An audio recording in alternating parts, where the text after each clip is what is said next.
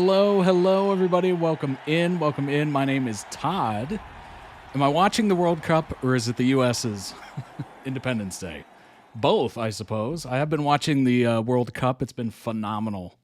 Absolutely phenomenal if you've been watching. Super interesting. I don't really watch football / soccer often. I usually only watch it for the World Cup. It's very similar to the Olympics. I don't watch a lot of those sports outside of the Olympics, but every 4 years we tune in and kind of enjoy it. So if you're in the U.S., happy Independence Day, happy July 4th. Hope you enjoy it. Stay safe out there. Don't blow any fingers off or anything like that. Fireworks are going to be everywhere, so be careful. That's all I'm saying. But I hope it's fun. I hope you enjoy it. I will be enjoying a little movie called Young Washington. No idea how that's going to turn out, but it should be entertaining. Welcome in, Moon Carrot. Welcome in, Hazel. Welcome in, everybody. Glad you could be here. These are all member-requested videos you're about to see. They are off of toddreacts.com. Welcome in, Hunter. All the tiers you see before you are video requesting tiers, so go ahead and check those out. And, of course, on the website, we do have the queue, so you can check all the videos that are scheduled to come before you in the coming weeks. And if you don't see something you want on there, you just scroll to the bottom of the page. You can sign up there as well. And of course, this is a YouTube channel. Go ahead and hit the subscribe button. Appreciate it greatly. Over 14,900 of you have already done so. I appreciate it. It's a free and easy way to support the channel, of course. And there's over 1,200 videos in that backlog. So there's a lot to catch up on if you're just joining. We have playlists as well. So if you're looking for something specific, you'll be able to find it. And yeah, so go ahead and do that. Follow the Twitch channel if you're watching live, of course. I appreciate it greatly. All right. And last but certainly not least, this will be very important next week. Extremely important. Where is it? There it is. The Discord, free for everybody. Join us. We have well over 350 people in there, so it's amazing. Friends been made, all that good stuff. If you're in a fandom, join the Discord. Chances are there's people in there that are in that fandom as well. As you can see, we have tons of different channels to check out, and of course we have the community channels as well for you to get to know each other. It is a worldwide audience, so it's kind of nice. Somebody's almost always in there. And we do have monthly Discord streams directly into the Discord, so you definitely want to join for that. We should have one next week. Not this week, obviously. There's a holiday going on, but definitely next week. It should be fun, so join us in there. And yeah, let's go ahead and go over the lineup, shall we? All right. We're going to start off with Madam Secretary, which is very fitting. Hilariously fitting, actually. Conversations with Tia Leoni. This is from the Screen Actors Guild Foundation. So it's a little interview, panel work, if you will. And then after that, we have Terry and Sherry from the Fosters, a little compilation. And then we have Top 20 Ballum Scenes from EastEnders. And then we have Hidden Hangout Episode 2 from JoongDunk. That should be very interesting. First one was great. If you haven't checked that out, certainly go check it out. It'll be on YouTube. And we got 17 minutes of Dan and Phil jump scares, which is hilarious and should be amazing. Hilarious way to end the stream for sure. So I'm looking forward to it. I hope you are as well. Thank you so much for joining. It means the world to me. And before we jump in there, obviously, with July 4th, 1776, there was a little document written up and presented, and that was the obvious Declaration of Independence. It's kind of cut off at the top there, but one thing I was kind of looking at this before stream, and I'm like, number one, how beautifully straight these lines of text are, you know, all handwritten. And then I was looking at it, I zoomed in, and I'm like, oh my gosh. Like, my handwriting is terrible, and Cursive's even worse, to be honest. Well, I was one of the last few generations that learned cursive in school, and if you threatened me and told me to write a cursive Z, I don't think I'd be able to do it. I really don't. I think I would be absolutely screwed. But yeah, I was just looking at this going, wow. They really don't teach that kind of handwriting anymore. It's really beautiful. Golly. And of course, the funniest one is John Hancock, which is just massive, right in the center of the signing area. I always find that so funny. To the point where we always call our signature a John Hancock. Like if you go to like a bank or something like that, if you go to a bank, they'll always say, well, we'll need your John Hancock right here. Literally just became synonymous with the word signature, very strangely, but it makes sense. I mean, it's the biggest, most obnoxious signature on this entire sheet. I love that. Absolutely love that. I can barely read cursive. Honestly, it is difficult. He has refused his agent? No. Something to laws.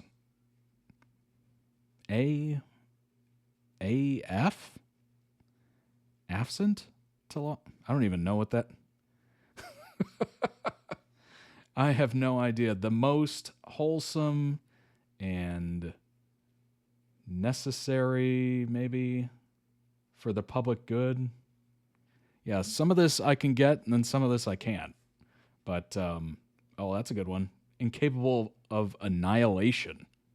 Wow, imagine spelling out annihilation in cursive and not screwing it up. I would have had to have gone through like 50,000 drafts of this to be able to get the lines that straight and to not mess up to where I need to like scratch something out. And white out definitely wasn't a thing back then. Oh my gosh. I would not be doing well. I would absolutely not be doing well. But anyway, I was just looking at it previously and going, oh my gosh, this would take me forever, if any. If I could even do it, honestly. I probably couldn't. But, all right. Let's jump into Conversations with Tia Leoni of Madam Secretary. Here we go.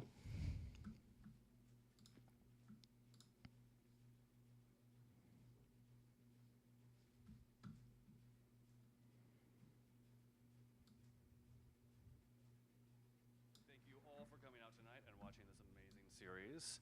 I'm Mark Pikert. I'm the editor-in-chief of Backstage Magazine, and I am ecstatic to be sitting on stage tonight with Tia Leoni, who is starring as Elizabeth McCord of Madam Secretary. So, come on out.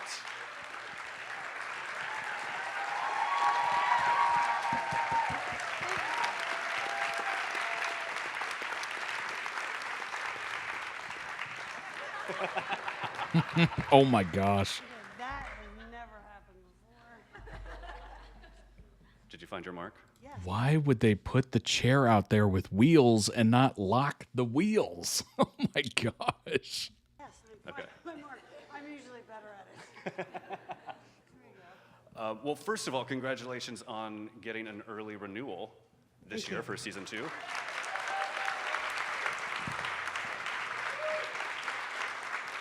I'm curious, were you still filming when you found out about the renewal? Yeah, we were. Oh man. We were. Yes, we were. I didn't need this. I'm an actor. I can project. Is it okay? Okay. That was creepy. Yeah, we were actually still filming. So and we were tired a little bit. It was January. So that was really good news. That kind of gave you a little kick in the butt to make it to the finish line. It was great. Well, was the season already set, or did the renewal kind of give you some liberties, give you permission to take some liberties with the storyline in terms of setting up, knowing that you were going to have a season 2? No, not at all. All right, then. Makes it easy. I can be more helpful, but no, it really didn't. I mean, I think we were just, you start thinking about this idea. It's amazing whenever you go to a theater like this, always the microphones, they just reuse them for performance, which is kind of disgusting, but they're always dented. Every single time they're dented at the top. And you're just like, why don't you just get new ones? I don't know. Idea of Seems like a what the very next arc's minor gonna be. cost. We knew already that we were going to sort of finish with the Marsh story, and I don't even think they know what they're going to do next season yet. So, Well, you had been away from TV for a while, so what about Madam Secretary said this is the project that I want to come back with? well, I think I think in hindsight it was a little crazy, but at the time, I thought it was a good idea. I'd been doing. I'd been doing film and sort of working, film, you wrap it up in a couple of months and then you go back to your life. And I think the kids were getting older and I sort of thought they were ready. And then my son confirmed it for me when I said, I'm thinking, Miller, about going back to work, but this is going to be could be a long gig. I mean, I could be gone a lot. And Miller was like, Mom, please, we got this. Go. I was like, wow. Really? That's how you know your kid's getting a little older. Yeah, he said we were getting kind of sick of you.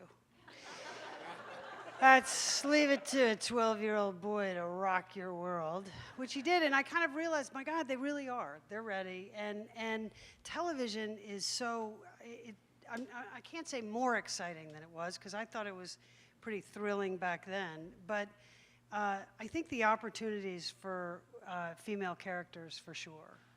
And when, I mean, there's a lot of great work being done, and this character, if she had been a lifetime politician, A, they probably wouldn't have cast me. And B, it wouldn't really have interested me.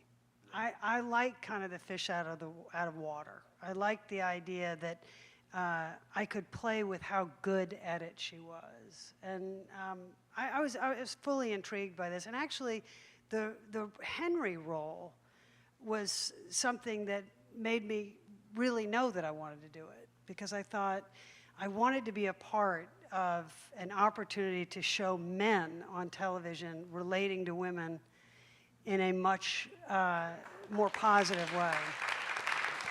So. Well, I think also what's really refreshing about this series is that Elizabeth, is totally not cynical. She's not a cynical politician, and she is our gateway into this world of DC politics. And she is someone who is morally sure that we can identify with, who's going to kind of lead us in and explain how the system works a little bit, which is totally different from the rest of the DC shows that are on the air right now. Yeah, that was intentional. A little different than House of Cards. I think, there's a plethora of shows that will tell you what's going wrong, but there are people House of Cards. who are giving their lives to service for our benefit, and I think that certainly deserves to be celebrated and on television, no doubt. But I think, I a little bit treat Elizabeth's hopefulness as a bit of a dirty secret, because I think that if she really is to show that too broadly, well, I'm going to hate her, because there's something about, I don't know, there's something about keeping it a little bit of a secret. Well, I just told you, so now it's not a secret. But I just mean that in that character, there was something, I was very intrigued with this idea, yes, of her being hopeful, yeah. Well, certainly she can't show it too much around her staff, who were pretty critical of her throughout the season. But I have to say, all of you have the best chemistry. Oh, that's and great. those are some of the funniest scenes of the series. And We have a really good time. everyone in this cast, like, what's the set like? It seems like a really fun set. I mean, if you really look at it, we pretty well hired all comedians. I mean, we did. Yeah. And that was not sort of by accident. I think that if you can really pull off comedy, you've got a pretty good shot at drama. Not always true the other way. And That we were is true. very interested in the idea of, having characters that could spar and have some great energy and spunk. When you're also a producer, so were you involved with the casting at all? Did Yeah. you have some say? I mean, I did. Mostly, all I did was mostly just say yes, because it was like, oh my God, they want to do it? Yes! I mean, it was like literally like this. It was really exciting. And I have to say, being in New York, my thing was that it had to be shot in New York. I'm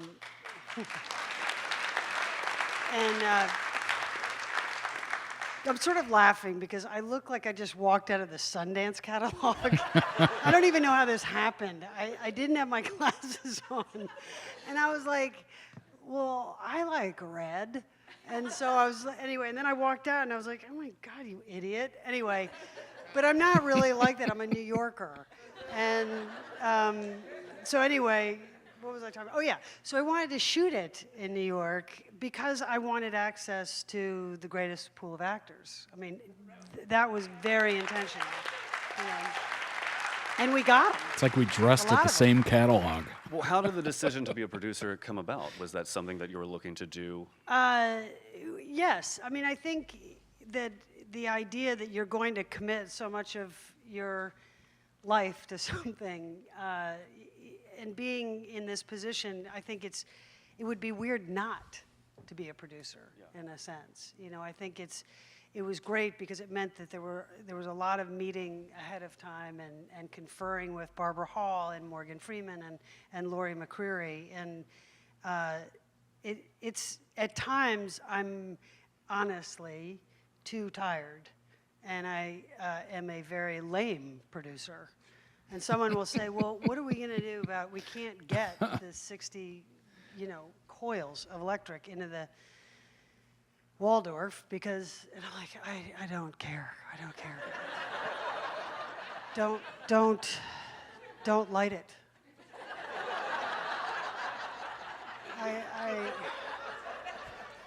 Lori. So that's happened, and I confess, that's happened. What do they say when you do that? She's tired. But we have fun. We have fun, a lot of fun on this job. Well, I was going to ask what is it like to be a producer and number one on the call sheet, but I think you just... Power, baby, power. We have a really good time. And to me, I think that if you're number one on the call sheet or a producer, there's something about setting the tone. And I would rather be lucky than good, and I would rather have fun than have a job. It's just too important. I'm too old. I don't want to screw around with not having fun and not being turned on by it, So we do. And the show has a lot of actors who direct episodes. Eric Stoltz has directed a couple of episodes. Yeah. Jay Donovan has directed Yeah. a couple of episodes. Is there a difference when you get someone directing you who has been an actor for a period of time? Yes, I mean, I don't think that it excludes the possibility that you get a director who's never acted, who's, of course, a great communicator and will communicate in the language that we know. But I think the funny thing is that when Eric came on, I was so kind of starstruck, and I thought, this is sort of weird, like, it's Eric Stoltz. And then I got really used to him, and now it's like, whatever. But yeah, the first day was like, and he is the most down-to-earth, enthusiastic guy, and that It's funny how that goes works. for a lot on a set because these long hours and days, and Eric remains. Same thing with like purchasing something, right? You're looking forward to it. Maybe with been thinking about it for a while. You've been going back and forth. You're like, do I get it? Don't I get it? Then you're going to get it, and then you're excited. You're excited for it to show up, and then it shows up, and then you finally get it, and you're still excited, and then like 2 months later, you're like either not using it or the shine of the newness is gone, and you're just used to it. And now, you look to the next, right? Remains always full of energy, and he's just so good. I mean, he's really good. And is season 2 just going to be a one-woman show, or are you going to start directing episodes in addition to starring and producing? Well, I do want to direct at some point, definitely. I figure that's the coma episode, right? So, yeah, that'll be mine. Some of my best work. I'm picturing just lots of lingering, loving close-ups of you in your coma, just sleeping, just looking radiant. I can so nail that. I mean, that is going to be. I actually, I did. Also, I looked it up just to make sure. Actually, didn't direct any episodes, but starred in all of 120 of them. Never stepped into the director's chair. Did fall asleep in one scene, and it was hilarious because I was just like that. We're in the bedroom in the master bed, and I was like this, and Tim was just talking away, and it was so soothing. and I just remember kind of doing that, and Tim goes, "Oh my God." And I sort of came around, and I was like, no. Here we go. But, that's a great testament, again, to how comfortable everybody is. Or that's a lovely spin on you falling asleep during a scene. Well, I have to ask, because we are here with the SAG Foundation and SAG-AFTRA members, how did you first get your SAG card, I guess it was called? Yeah, my SAG card. It's so funny. I'm going back in my mind. I'm thinking, I just wanted to please God, did I cheat?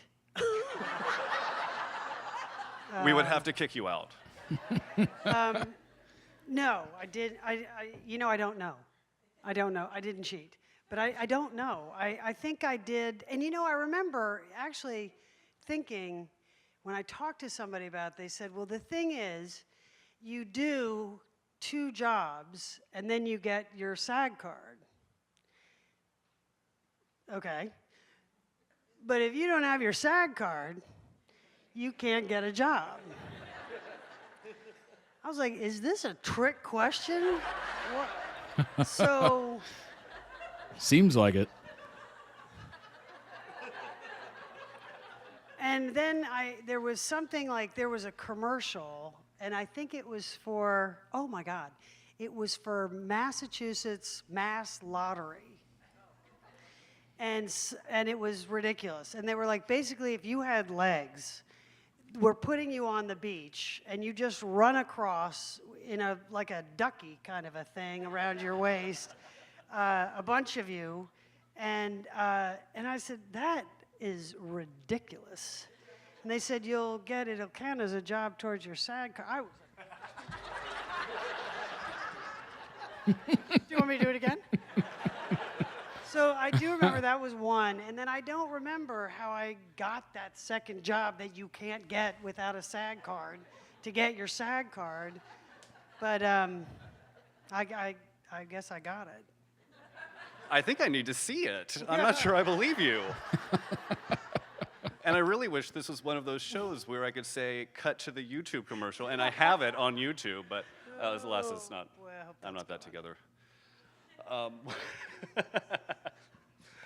Well, I meant to ask earlier, because you are number 1 on the call sheet and because it's Madam Secretary and you're in almost every scene, how do you, because I'm fascinated by how actors memorize and what methods people use, how are you memorizing these pages and pages of dialogue every week? I don't know. Is it just prayer? I mean, I haven't resorted to like writing them on somebody's forehead yet. But I will tell you, when we were doing the pilot, I had 5 weeks from knowing that I was going to do this to shooting. And it took me 5 weeks to memorize the pilot. And all I could think was, I am screwed. Like, I am screwed. And I called David, and I said, I do not remember on the X-Files, how did you do this? Like, how did you do this? And he said, well, you'll see. You get better at it. You'll be fine. I thought that was like the worst advice. It was like, you David Duchovny, that's funny. asshole. It's like, you're my one help. Like, I called you, and you're like, don't sweat it. That sounds like a very David it'll just Duchovny happen. line. So then the Don't worry crazy about it. thing is, it just starts to happen. You actually, it's like a muscle. And I will say, by the last episode, what's great about getting that power, that muscle really working, is that I was then free to just go over and over the script and think about it less in terms of, holy God, this needs to be said tomorrow, and more in terms of, well, what are we going to do here? What's Elizabeth? Let me take her through. And I could relax into it better. I think in the beginning, I think you can see the whites of my eyes in the first 4 episodes, because I'm just like,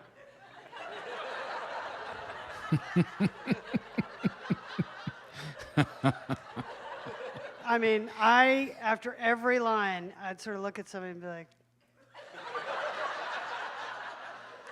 so, but by the end, my God, I was like, yeah, nailed it.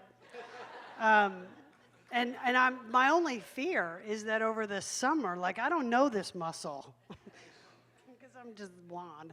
But I just mean, I don't know this muscle. I don't know how long this lasts. So I was actually thinking, like, I said to my daughter, she's doing her finals and stuff, and I said, oh, I'm going to study with you for your finals.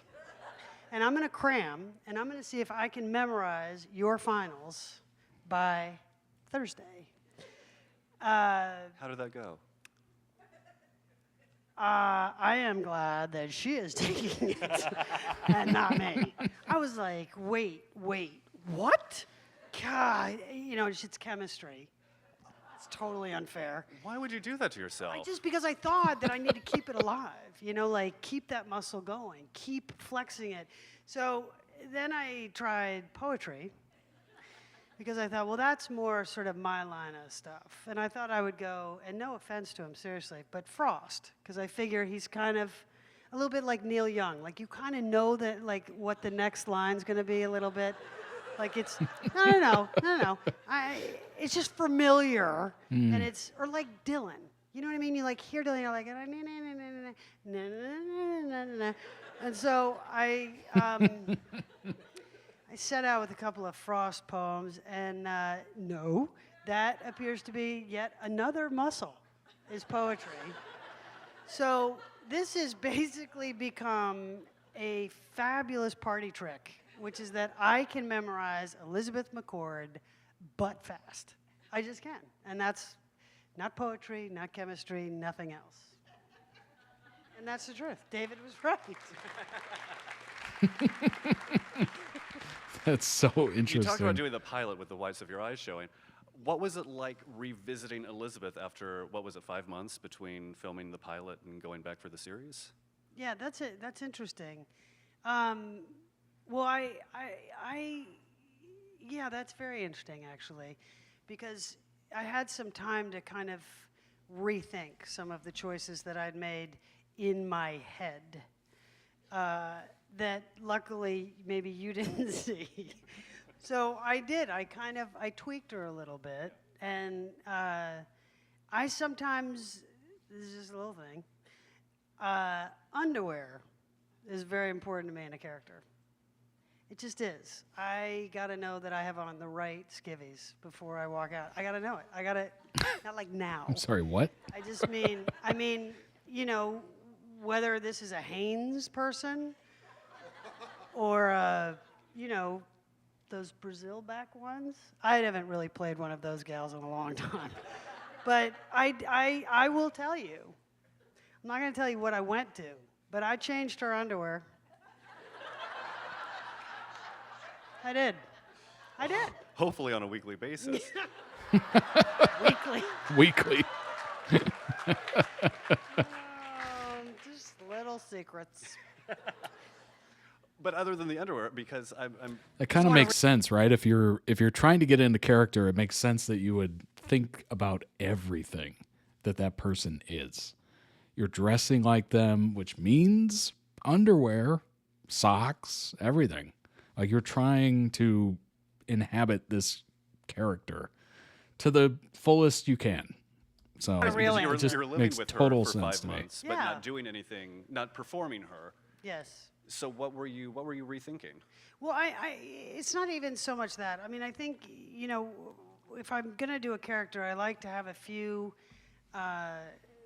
congruent truths about them. And it may be a gesture or the underwear or a stance or some way that I can rock back into them. Because let's face it, not every day is like, oh, I feel like going to work. I feel great. I have no problems. And I have kids. I mean, there's a full thing happening. And with Elizabeth, I have to say, it was kind of interesting to me. I got to put it to the test because in film, you don't. You know, you sort of like drop it unless you do a sequel. Why am I even going there? I don't even know. But so for this, it was a strange experience, but I found that technique really helped. Like I could find her by just kind of adjusting my body back and sort of, you know, you kind of feel it. And you say, there she is. And I don't know, I need that. I need that. Did you rewatch the pilot before filming started again? That's funny. No, I don't do that. I don't like to. I think the strange thing, it's sort of like listening to your voice on your voicemail or whatever that is now that the kids call it. Outgoing message, something. Anyway, and you know, it's awkward and it's not how you see it. And I think it's very difficult for actors. I mean, if I'm ever going to critique something or edit it, I watch it 3 to 4 times, back to back, right through like this, and get out all this, like, wow, my teeth are huge. Like, just get it out. Just, like, get past it, and then you can start to see, you know, the whole project. And no, that happened. That happened. That was what happened. I saw Family Guy. Was it? Family Man. Not Family Guy. That was totally different. I remember when I saw Family Man for the first time, and it was this beautiful movie, and all I could think was, that was with my front teeth. is that with are Nicolas Cage? enormous. I'd never had that thought. And anyway, what was the question? No, you answered it. What? But this is the last question because we have to leave. Okay. What do you wish you had known about acting before you started?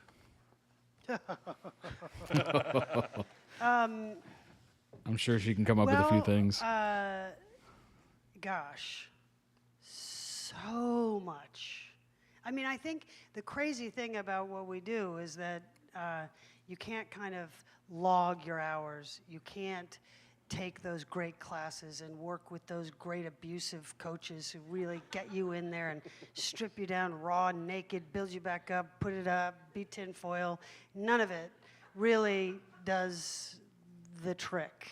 You know, you get out there, and every day I feel aware of how vulnerable we are. It's a very vulnerable and ironically lonely artistic profession. We're surrounded by people. We need at least one other guy to do it, unless you're going to be a monologuist. Again, why do I go on these tangents? But You always find your way back, though. so I think in some ways I wish I'd known that. I wish I'd known to expect that to be proud of myself for being willing to stand up there and do it and be judged, not my canvas over here or my book that I wrote there or my sculptor, but me, my instrument. I mean, it is a scary path that we have. I always, you know, the younger people will say, I'm really thinking about becoming an actor. Like, do you have any advice? And I'd say, have you tried everything else first? And yeah. No, that's it. That's it. That's all we have time for. That's it. Thank you, Leoni, for coming. Thank you guys for coming. Thank you, guys. Everyone have a great night. Oh my gosh.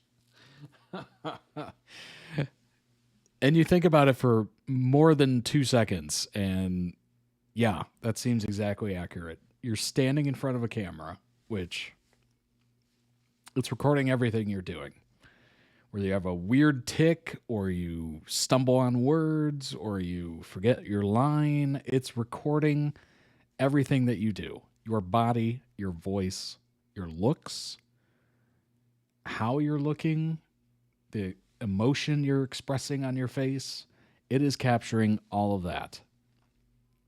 What's going on in the background is, of course, as well. Just paint a scene here.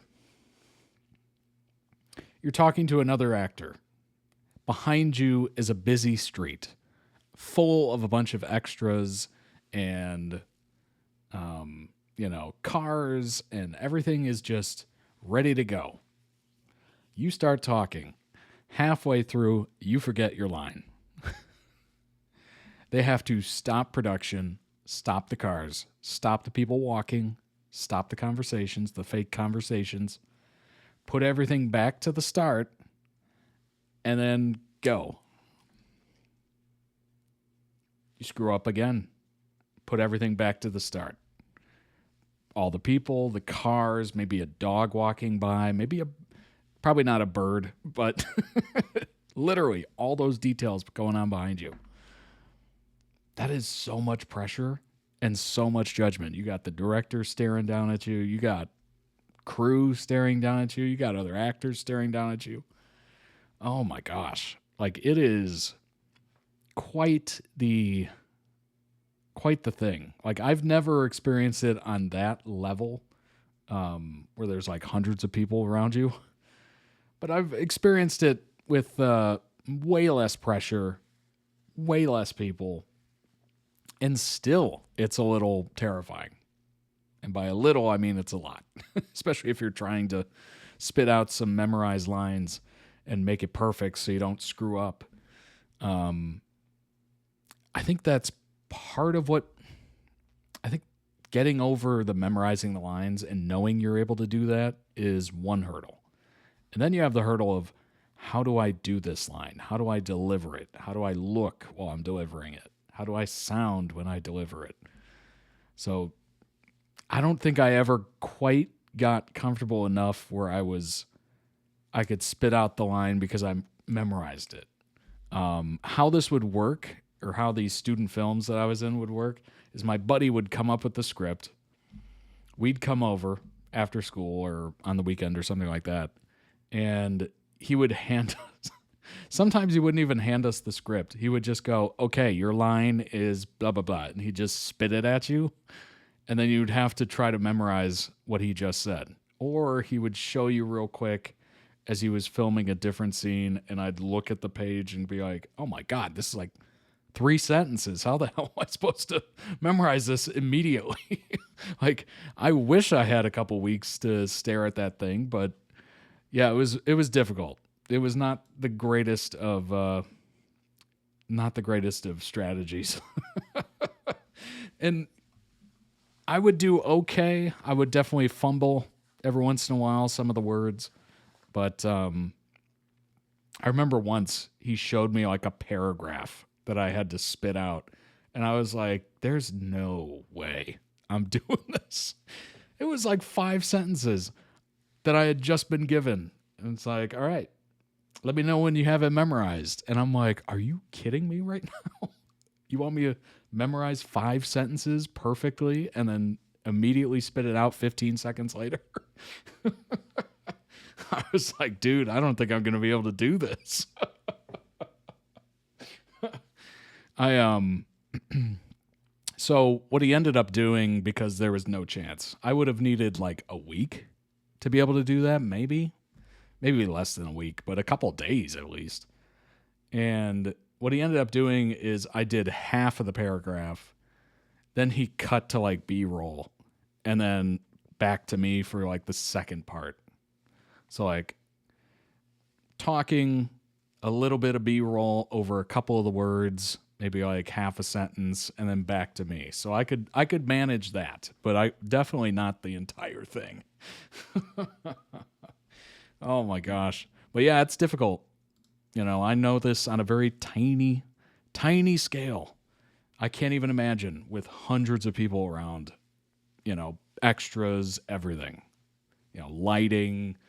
Maybe there's like fog machine people, or maybe there's, you know, wind people and they're making wind. And it's just like, oh my gosh, that would just be stress, absolute stress. All right. Link down below in YouTube video description for the original video. Go throw it some much deserved love. Also check out their channel. They might have other videos or interviews that might interest you, of course. Let's go ahead and bring up some information on Tia Leoni, shall we? There we go. Tim Daly and Tia Leoni will be newlyweds on screen too. Daly has joined the NBC comedy pilot from writer Gail Lerner. This is February of 2026. Oh my gosh. No, thank you. The show is called Newlyweds. In a life imitating art situation, its two lead actors are almost newlyweds as well. Tim Daly joined NBC comedy pilot about a later in life marriage alongside his real life wife, Tia Leoni, who first joined the cast earlier this month. The couple, married in July 2025, met more than a decade before doing Madam Secretary. Crazy, right? Along with adding Daly to the cast, Newlyweds is also set Pam Fryman from How I Met Your Mother and Happy's Place to direct and executive produce the pilot. Newlyweds from creator Gail Lerner centers on a free-spirited woman, Leoni, and a buttoned-up professor, Daly, who get married after a whirlwind courtship. Daly's Tony is a recently divorced man who runs into Jeannie, Leoni, at a velvet stand and is so taken with her that they wind up having dinner, kicking off the aforementioned whirlwind. He soon realizes that life with Jeannie won't be the quiet, low-key one he enjoys, but he'd rather change than live without her. Interesting. Sounds whimsical, shall we say.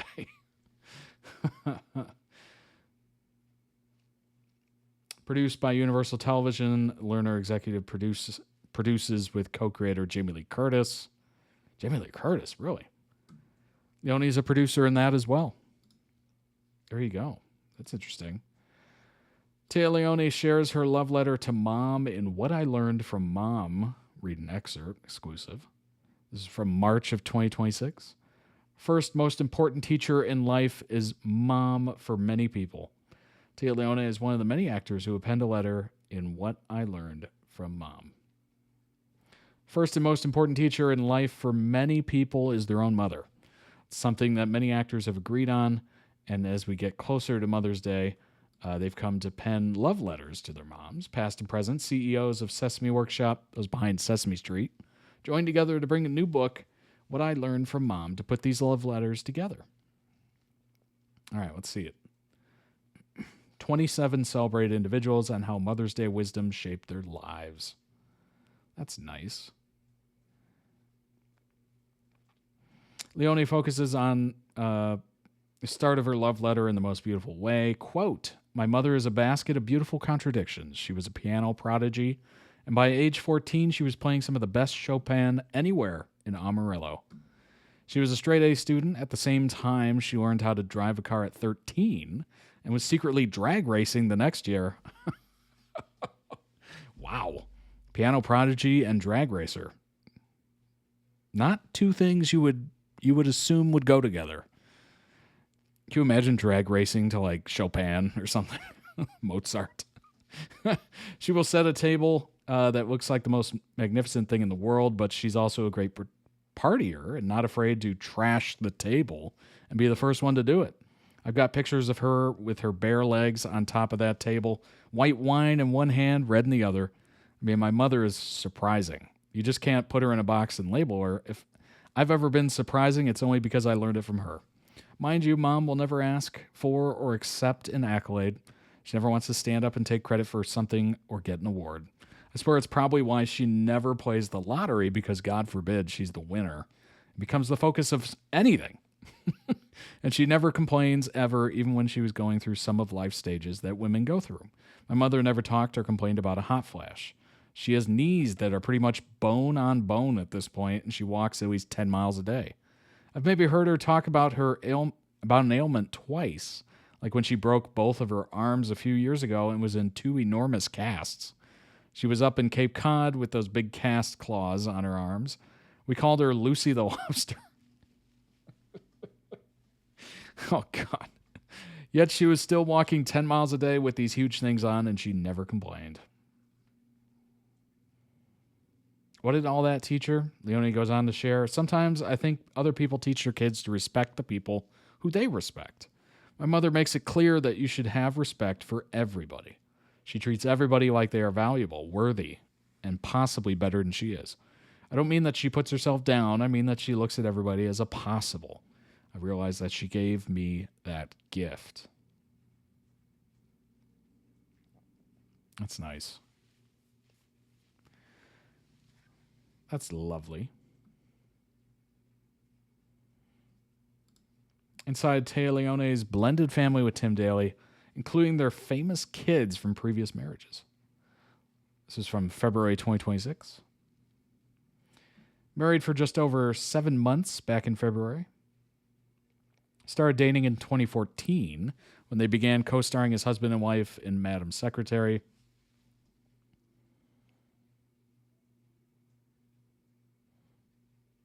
In honor of the Bad Boys star's 60th birthday, we're diving deeper into the couple's blended family with their 4 kids, including a pair who followed in their parents' footsteps.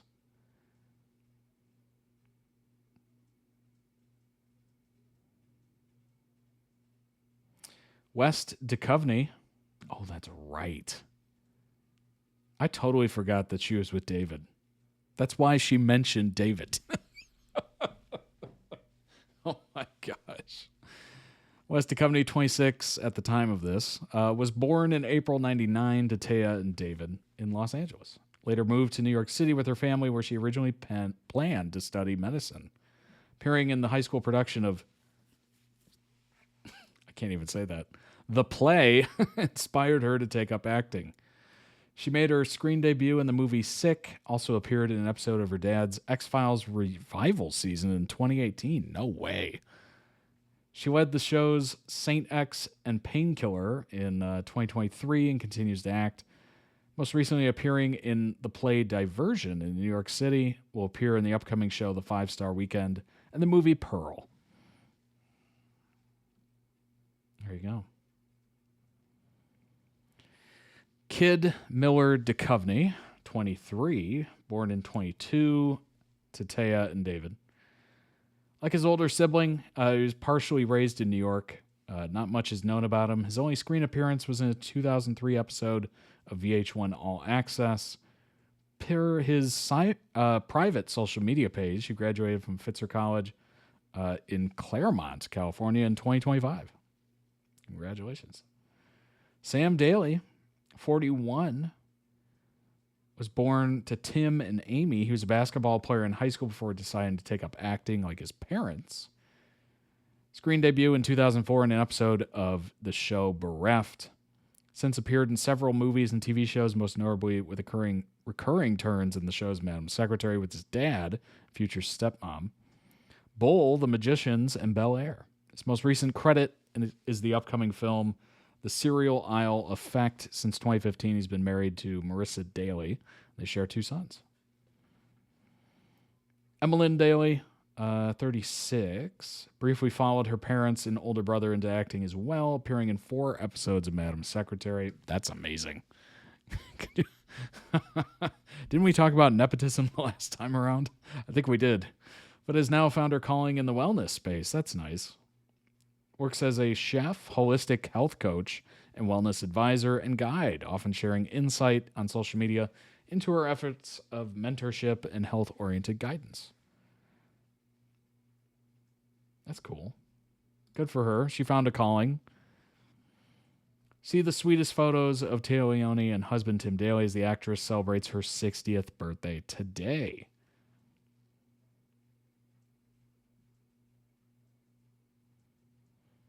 When it comes to the on-screen love interest to real-life love interest pipeline, no couple warms our hearts quite like Téa and Tim. First met in 2014. Didn't take long for her to steal his heart. Asked when he would realize he was in love with her. Daly told Life Minute, quote, God, about 4 minutes after I met her at the office of Madam Secretary.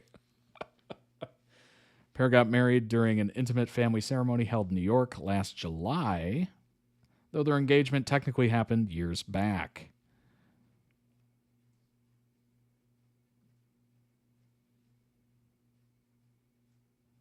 Quote, my accomplice was born 37 years ago today. Well, maybe a little longer. Whatever the year, I'm sure I'm glad she was born.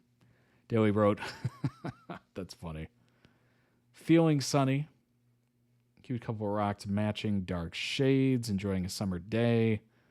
Off her feet. Working together.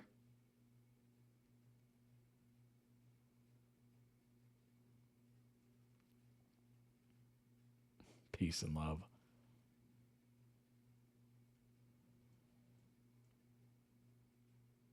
Cuddle for a cause. Throwback Thursday to Spirit Day last week with Téa Leoni. Let's support LGBT youth every day. Purple hoodies. Showing support. Judy Gold show. Scenic Stroll in 2023. World Travelers.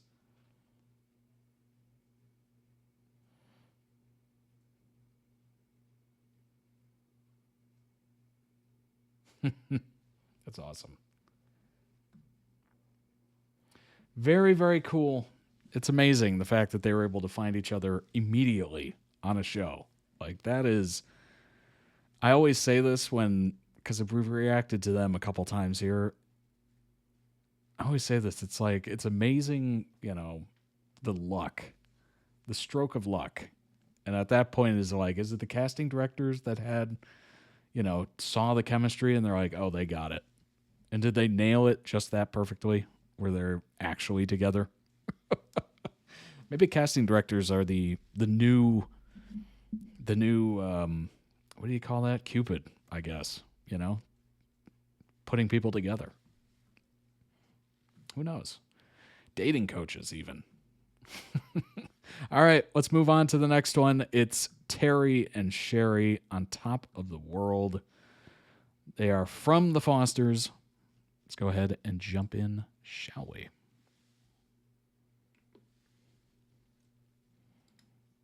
Hey everyone, I'm Terry Paula. And I'm Sherry Song from the Fosters.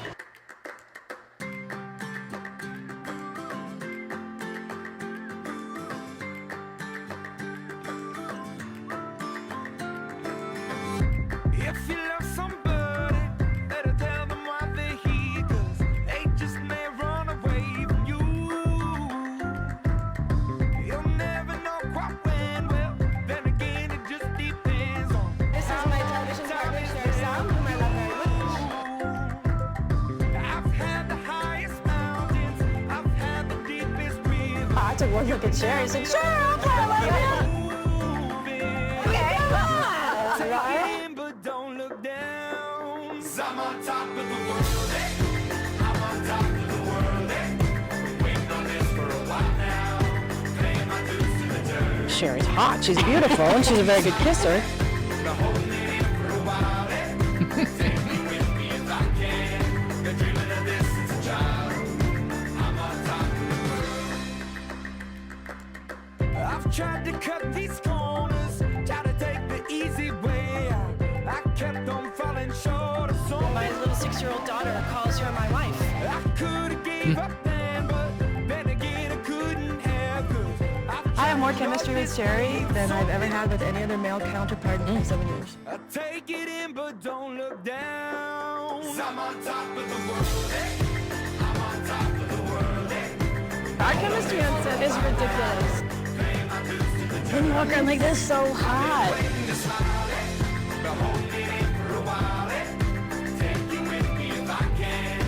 Look at that picture. Oh, that was mine. I did that. That was a selfie.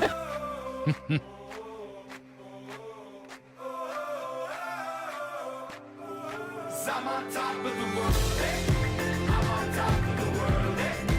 Waiting on this for a while now. Paying my dues to the dirt. I've been waiting to smile. Hey, to hold it in for a while. Hey. Take me with me if I can. Been dreaming of this since a child. My turn, Apollo.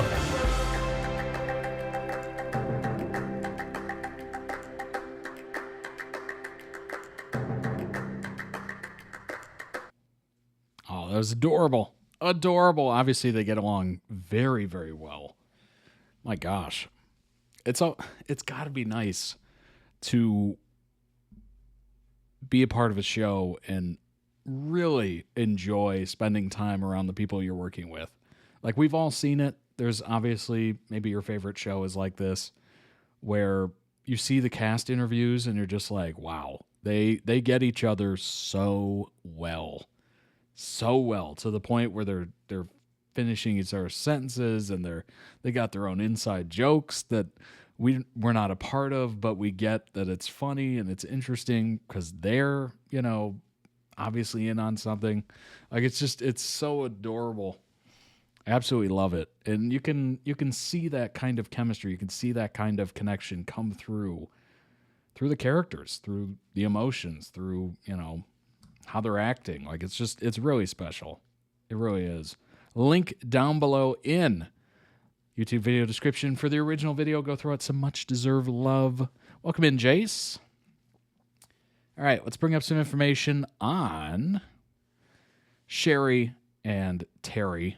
It's hilarious that they just so happen to both have names that end in I. It's like it was meant to be. We'll start with Sherry. American actress, best known for her co-lead role as Lena, I'm not exactly sure, in The Fosters, as well as a subsequent guest star role in the spin-off Good Trouble, also known for roles in Beggars and Choosers, Rescue Me, and Treatment. Oh my gosh, really? Wow. I loved the HBO show In Treatment. It was so fascinating. This is a tangent, but go with me on this. It was an everyday show. Lena, got it. Appreciate it. In Treatment was an everyday show. So it was 5 days a week. And every day was different. And it would have a Monday, Tuesday episode, Wednesday episode. And it actually labeled those days. And it was meant to be like you were actively watching a therapist at work, basically. And it was phenomenal. And every day was the same character, same actor in treatment. And then on Saturday, they would have, I think, was it Saturday or Friday? I can't remember. But on the last day of the week, it would have the therapist in a therapy session with their therapist talking about the previous week. And it was just so interesting. If you like to be a fly on the wall, it was phenomenal. It felt like you were people watching. Like, it was really cool. And all the therapy sessions were very different from each other. So it was super neat.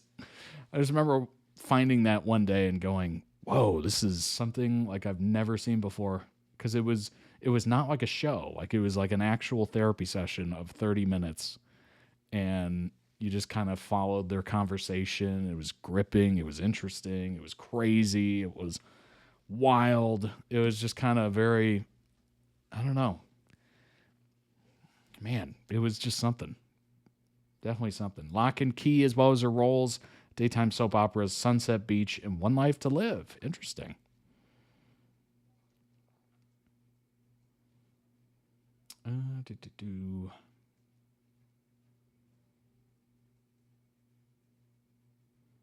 Let's see.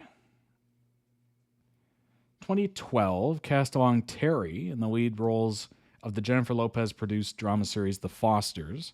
Series premiered on June 3rd, 2013. Series ended in 2018 after 5 seasons. Reprised her role in the spinoff Good Trouble in 2019. While on hiatus from The Fosters, she took various guest starring roles in network dramas. She starred in NBC legal drama Law & Order SVU. That's interesting. Where her real-life pregnancy was incorporated into the plot. That's cool. That's awesome. In 2015, she guested on the ABC series How to Get Away with Murder, which we've definitely reacted to here, I believe, many years ago.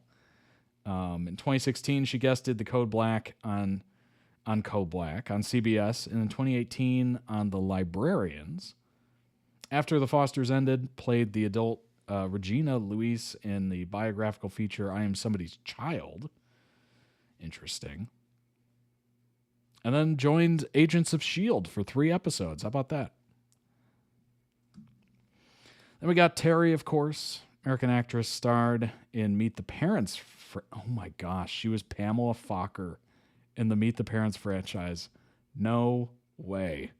With Ben Stiller and everybody. How did I not put that together?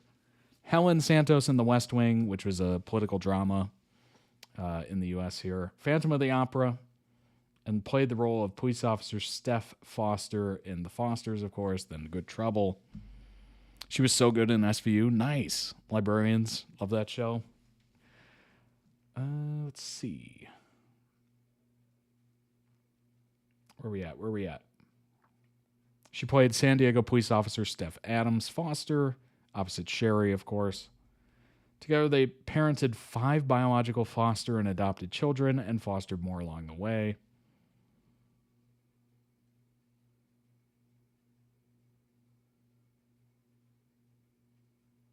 In July 2020, the cast and producers of The Fosters united for a virtual table read of the pilot episode to benefit the Actors Fund to help provide the pandemic relief for actors and whatnot. That's cool. They were doing a lot of that. A lot of different people did that. Welcome in, Say Her. Welcome in. Glad you could make it. If I remember correctly, I think The Office did that as well. Like all the actors of The Office did like one big like Zoom call or something. Very cool. We got kind of like mini reunions when we went through that pandemic. Terry and Sherry on reuniting for the Fosters live stream, A Cocoon of Goodness. Yeah, looks like it. Everybody's on Zoom, as you can see. Remember those days? Oh my gosh. It doesn't even seem real. Like we're 6 years away from it, and it just does not feel real at all. Lord of the Rings cast did a big reunion too. That's so cool. Oh my gosh. When Terry and Sherry first connected while preparing to film the pilot for The Fosters, they knew, oh my gosh, the pop-ups are crazy. They knew they were at the beginning of something special, and that something special remains to this day.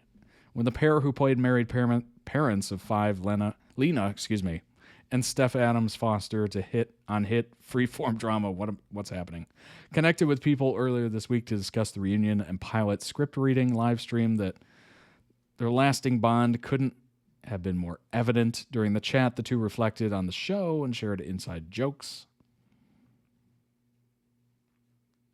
One Night Only event streams tonight at 8 p.m.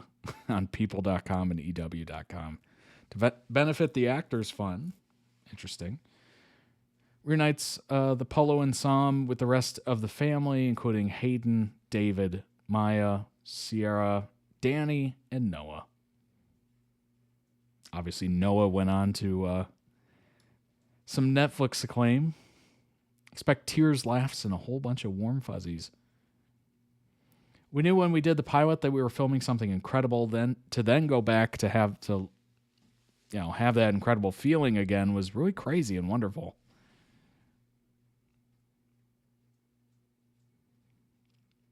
Sherry said it was such a feeling of instant nostalgia to just drop right into that moment in time. It was So heartwarming to feel that storytelling from the beginning again. It's very special. Terry said it was like a glove, a beautiful, warm, silk, delicious glove that you just slip right back on again, and it fits perfectly. Everybody was the character just immediately. It transported us back to that time, which was just so magical and so wonderful. It was just nice being in this little cocoon of goodness for a little while. When was this? July? Yeah, it was like 4 months after basically the world shut off. Pretty crazy. No, it was a recast, so jarring at the time. Any memories from filming the pilot that stood out to you as you did the read-through? All of them, said Polo. Everything, just every moment. Of course, the most special memories for me was just working with Sherry and forming this instant beautiful love and bond and seeing that and feeling that bond recreate again 7 years later. Sam said, I remember Timothy, who directed the pilot, working with us, and he was just so instrumental in the inception of this thing to really drive home this feeling of lived-inness that the creators wanted to have. He did these drills of just getting to know each other and improving and all these fun things. I've worked with a lot of different shows and pilots and things. I've never had a director invest that much time in really getting us to be comfortable with each other. Interesting.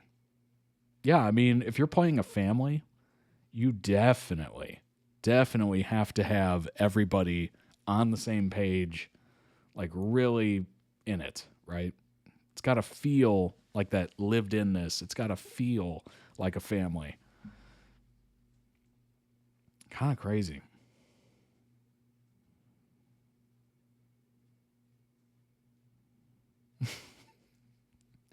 Were you surprised at all to see the way people got invested in the relationship between Steph and Lena? Polo said, oh, hell no, because, I mean, look at the two of us. Damn. Sam said everyone craves that feeling of loving arms around them and acceptance. And I think we presented that for whatever age group you are. Even if you're 90 years old, you always crave that feeling of you're home, you're loved, and you're understood.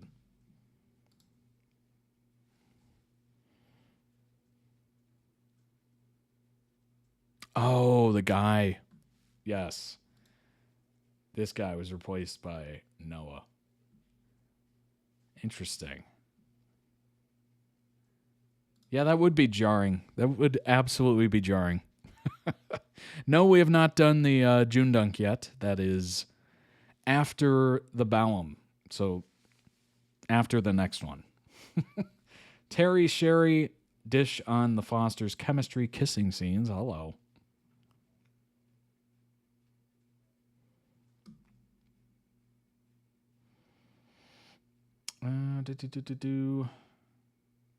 Polo said, I was excited for the first audition. I thought it was really time that something like this is on air and that LGBT characters are represented in a grounded way. Neither woman had hesitations about their on-screen love scenes either. Quote, it's no more awkward than it is kissing a guy on a show for the first time. She's lovely. Agrees Polo, I have more chemistry with Sherry than I've ever had with any male counterpart.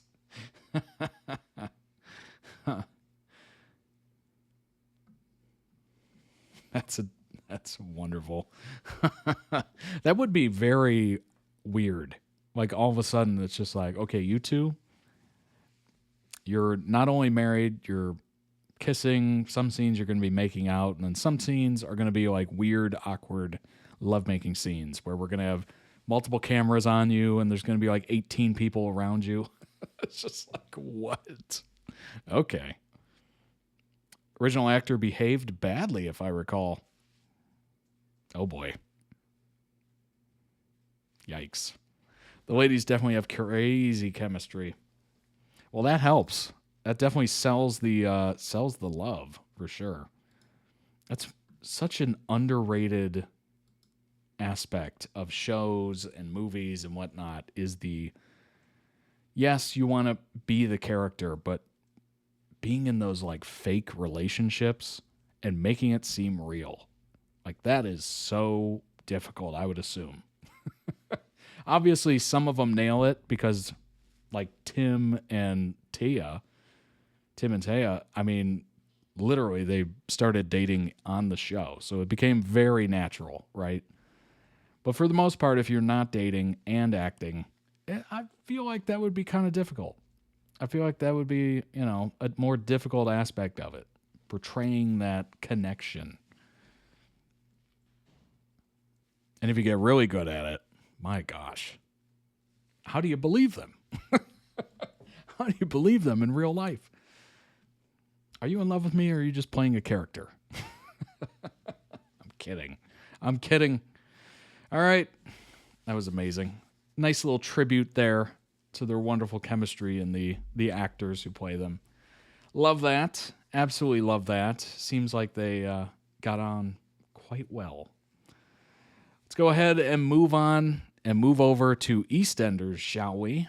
This is the top 20 Balaam scenes, part 1. So this is 20 through 11. Interesting. I don't think I've seen probably most of these, so it should be very interesting. What do we got here?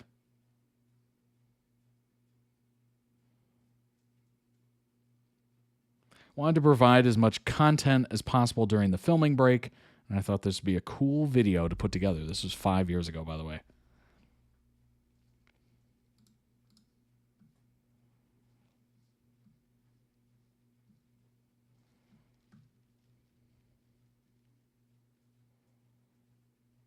I can take you up the hospital whenever you want. I just need 15 minutes notice. I can manage.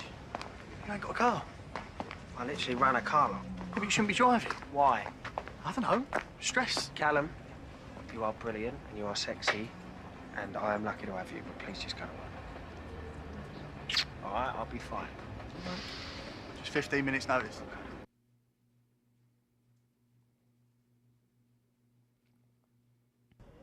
I don't think it's your size, mate.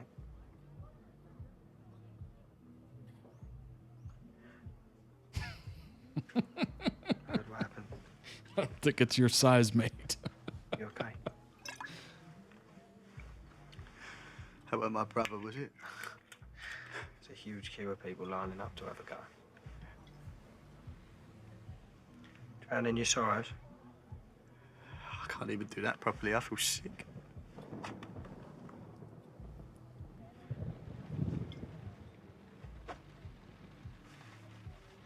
I know, it don't seem like it now. But she's done you a favour.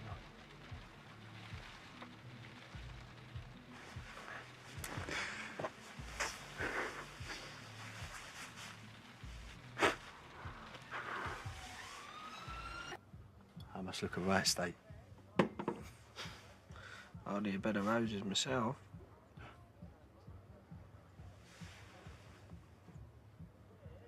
Fancy a bit rough, do you?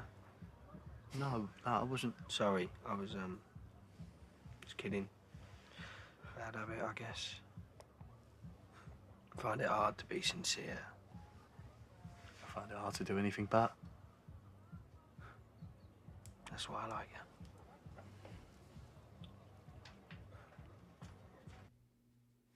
You know what's so mind-blowing to me is how different this feels from U.S. Soap operas. U.S. soap operas are usually indoors. The lighting is just so bright to the fact that you can see, like, every aspect of their face. Like, there's no, like, natural lighting at all. And I don't know, it's so different looking. This looks like a sitcom as opposed to a U.S. Soap opera, which is, I don't know, there's some like telenovela feel to it where it just looks fake. It looks fake. The emotions are real, acted, but the look of it is just brutal. I don't know. How do I put this into words? How do I show this?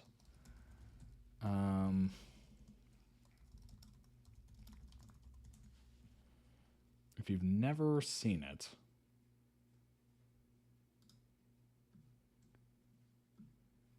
like it's like this.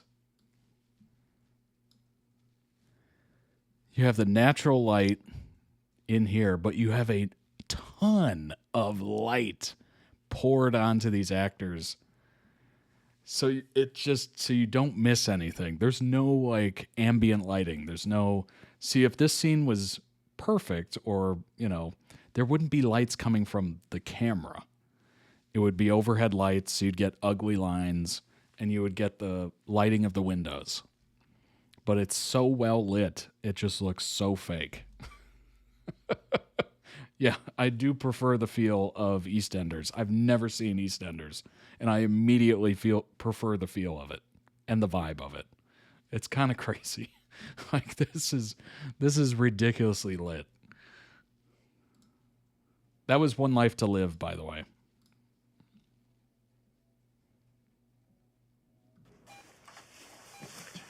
Look at this. I mean, this looks real. I think I might owe Sonia a pint. And you kept me alive when you were talking to me whilst I thought you was gonna die. Very tricky to get rid of. That's Mitchell's. Doctor reckons I'm gonna have a proper sexy bullet wound now, so that's going straight on the profile. When are you going to stop joking about it, Ben? Yeah, right. I'm the one who's been shot. I thought I was going to lose you. Everyone saw how I was when I saw everyone's talking about. You're stealing my thunder. Don't do that, Ben. Don't laugh at me. I'm not. Everything's different now. Good different? Or bad different? I just want things to go back to how they were. The scariest bit's over. It don't feel like it. You know, I was I was thinking, there was this guy who I was kind of getting to know before, and I was thinking maybe when, you know, I'm back on my feet and I'm moving around, he might. Honestly, that makes so much sense. Like, U.S. actors, it's very pretentious, right? Trying to look the best, as opposed to being the most, I don't know, normal. Like, I look at them right here and I go, yeah, this could literally just be at any hospital, any random two people, you know. Also notice every scene we've seen so far, Ben has been absolutely messed up. I'll go and get a pint or something. Yeah. I reckon that might be all right. Yeah? Yeah.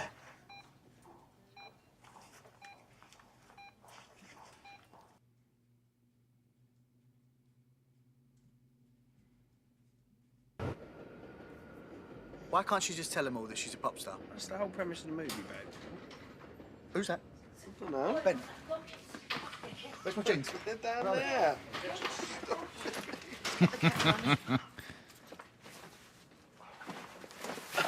Oh, that looks What's he way doing? worse. I don't know. What are you doing, babe? He's gone bright red. Upstairs in that sham, back in him in 10 minutes, ready for school. But nothing, go. Oh. Flight was delayed till 1. Would he let me sleep on the plane? Fat chance. Tell you the truth, he's been a pain in the rear from start to finish. So what are you even doing here? Well, we thought we'd look after the place, that's all. I hope you've washed the sheets. Oh. I should probably go. See ya.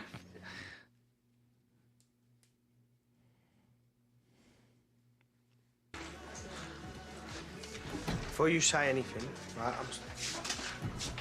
I'm sorry. You had every right to flip out. It's all right. I know you're only trying to help out. But earlier with Pam, I didn't mean to ignore us. I was caught off guard and I didn't want to upset her. Okay, it's fine. No. No, it's not. It's not Dang, fun. everybody's listening in. You see that? Bartender? You're my boyfriend. You've never called me that before. Well, you are, aren't you? Yeah. Yeah? Oh. Yeah. You happy? They're waiting on it. My work here is done. Pam, I want you to properly meet my boyfriend. Has he said I told him off for not doing this sooner? Right, listen, you sit down. It's a Queen Vic pub for you. I'm not stopping. I just want to say to you, Callum, you're a very lucky young man because Ben, well, he has the biggest heart of anyone I know. You two, you take good care of each other. We will. The biggest heart. It's enlarged, actually. Go on then. It's a medical condition. Do your worst.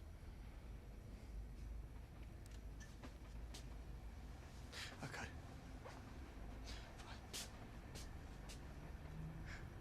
I don't want to do this anymore. Whoa, whiplash. What? Wait. I thought they just got official. You anymore. And I'm so sick and tired of having to take a back seat all the time. I should have been focused on my assessment today, and the whole time I am sat there worrying about you. Let alone this. If you do the same, Ben, do I even cross your mind? No, because you're what? You're too busy nicking a car, going out joyriding, pulling some old corner. You still feel better? What do you think? I wouldn't find out. Like it didn't matter. I'm sorry. No. Am I that much of a soft touch to you? Just because I'm a bit nice doesn't give you the...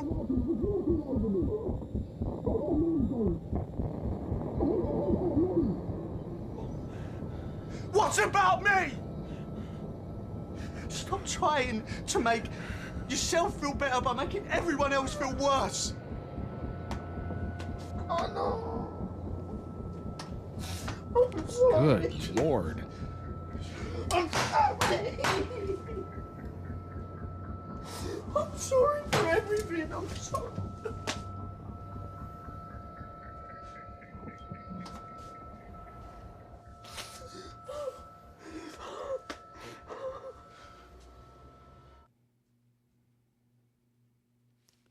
Whew. I feel like we just went through something there.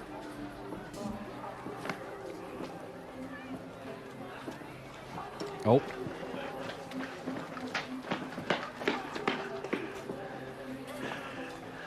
Thought you'd gone. I'm staying. I never really believed that we'd work out. I never let myself believe it. When I said that we wouldn't work out, it's because you're a good person. What in the James Gunn shot is this? So then why are you here? The panning around. Big moment, big moment, big moment. Because you make me wanna be better.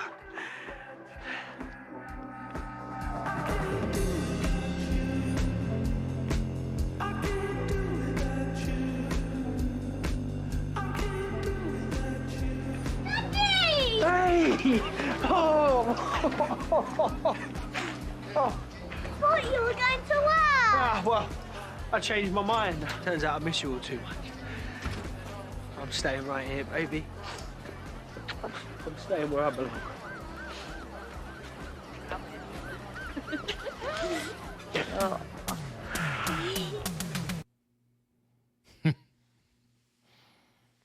What a title. I'm sorry that you got pulled over and that you had to spend some time in the cop house, yeah, and I promise it won't happen to you again, okay? And you give me my money back? That's gonna be a no. Hey, check the receipt. Bought as seen, no refund. But it was stolen.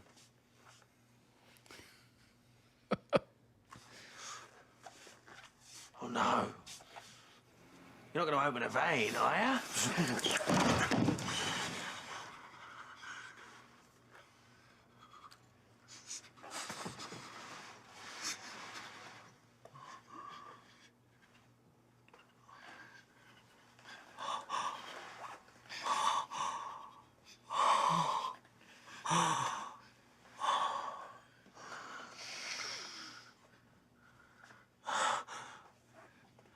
I feel like we should leave the room. I smell queer.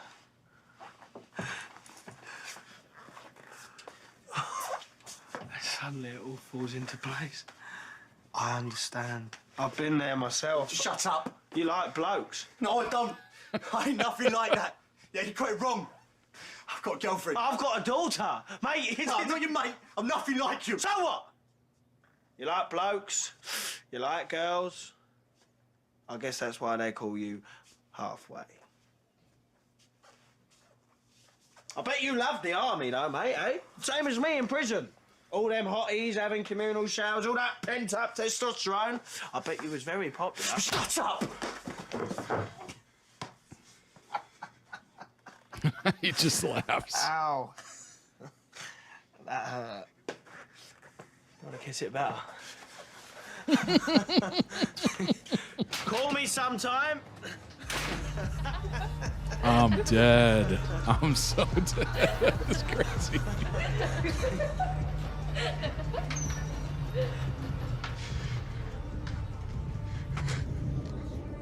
guess I'm just not used to being with someone who's not pretending to be something they're not. Yeah, this is so radically different than soap operas. This is like an actual show. Like I could watch this and not be like cringed out.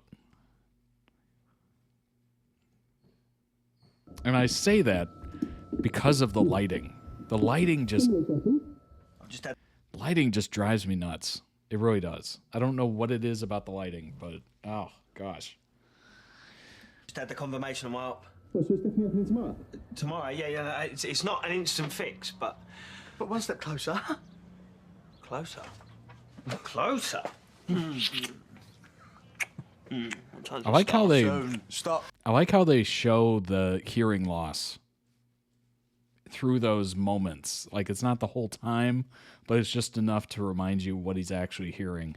You're going to arrest me, are you, for interfering with an officer? I can't be late. All right. You look great. The smart mouth. It'll get you there. It'll get you in trouble.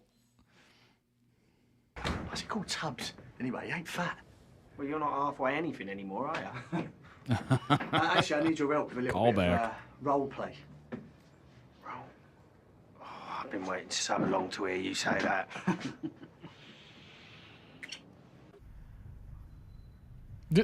Open up the safe, or I'm going to blow their heads off. Right, can you take this seriously? It's meant to feel like a real-life hostage situation. Well, look, when you said something about role play, I was thinking something else. No, he is right, mate. You're supposed to be a proper criminal. It's embarrassing.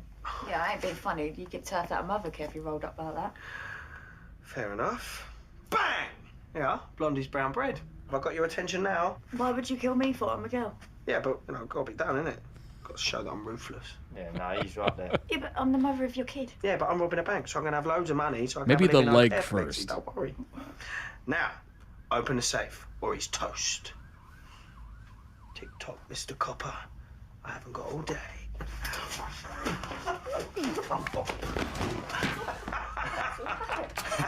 Wow, this is the role play I was talking about. Ben, we need to Brown chat. bread equals dead. Got it.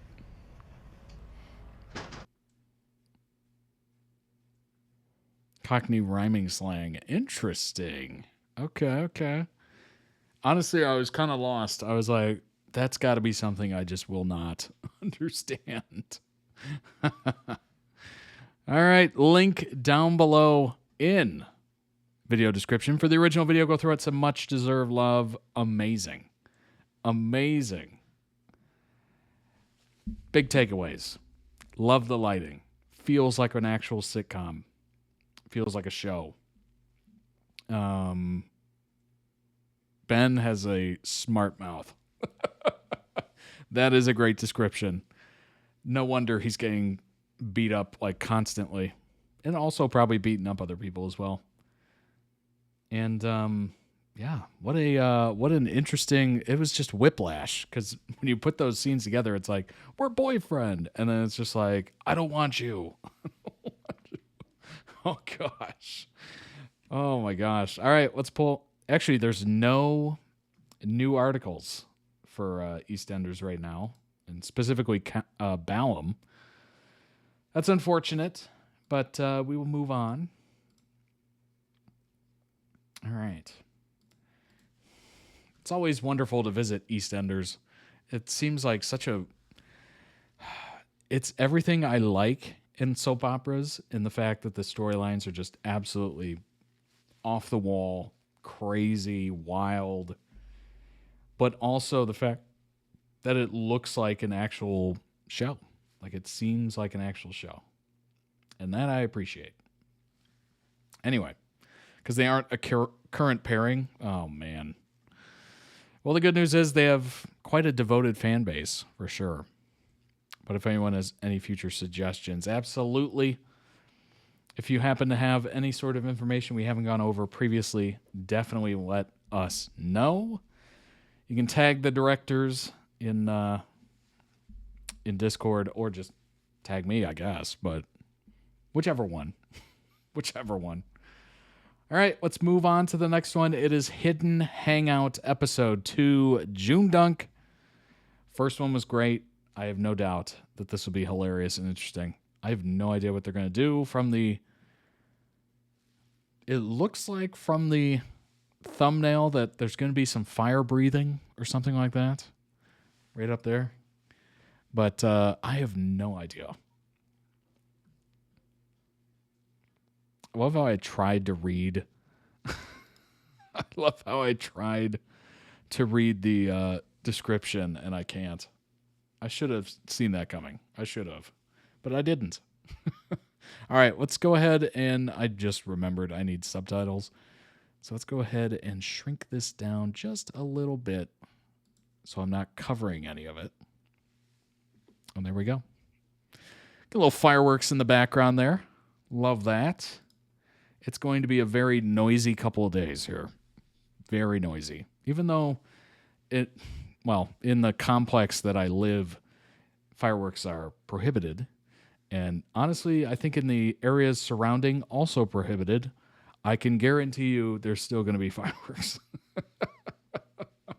I literally saw a post from the local, one of the surrounding cities.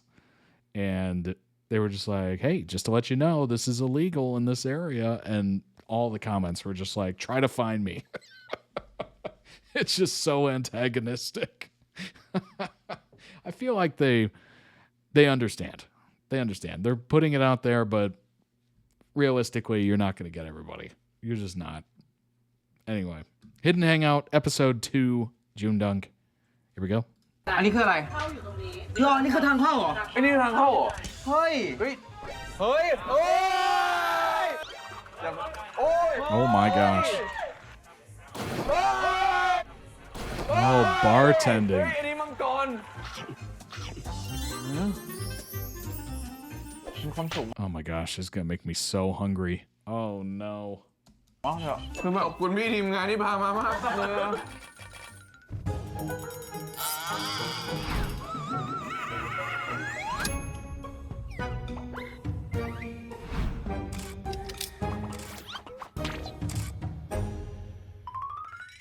สวัสดีครับเจอกันอีกแล้วนะครับผมกับรายการคิดเด่นแฮงเอาท์ร้านลับกับจุงดารอบที่สองได้ชื่อเป๊ะเป๊ะคุณคอมเมนต์ผมหน่อยวันนี้ผมแต่งตัวเป็นไงวันนี้ก็เท่ดีนะเรียกว่าสายเฟี้ยวแล้วผมแต่งตัวเป็นไงสำหรับผมนะคุณต้องไหนเขาหมุนหน่อย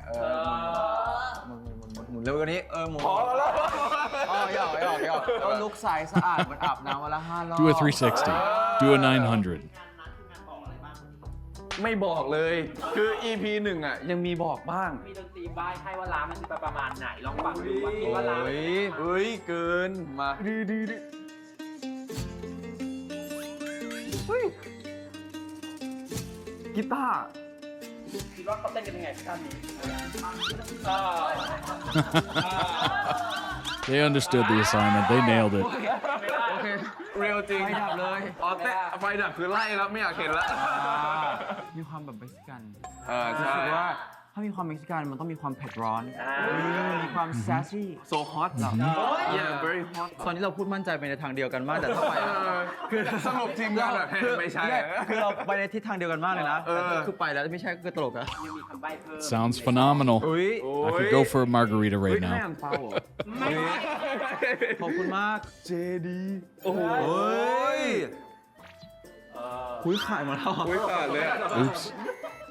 เฮ้ยมันข่าวเกินไปปะ เอ้ยคนละด้าน โอเคเฮ้ยภาพแรกเขียนว่าบราซิลแล้วก็ไมโครเวฟมีหมวกเม็กซิกัน นี่เม็กซิกันอย่าบอกนะเม็กซิกันเอ็กซ์บราซิลในร้านเดียวกันเลย จริงเหรอ crossover ไปดูกันเลยดีกว่าดีครับผม let's go baby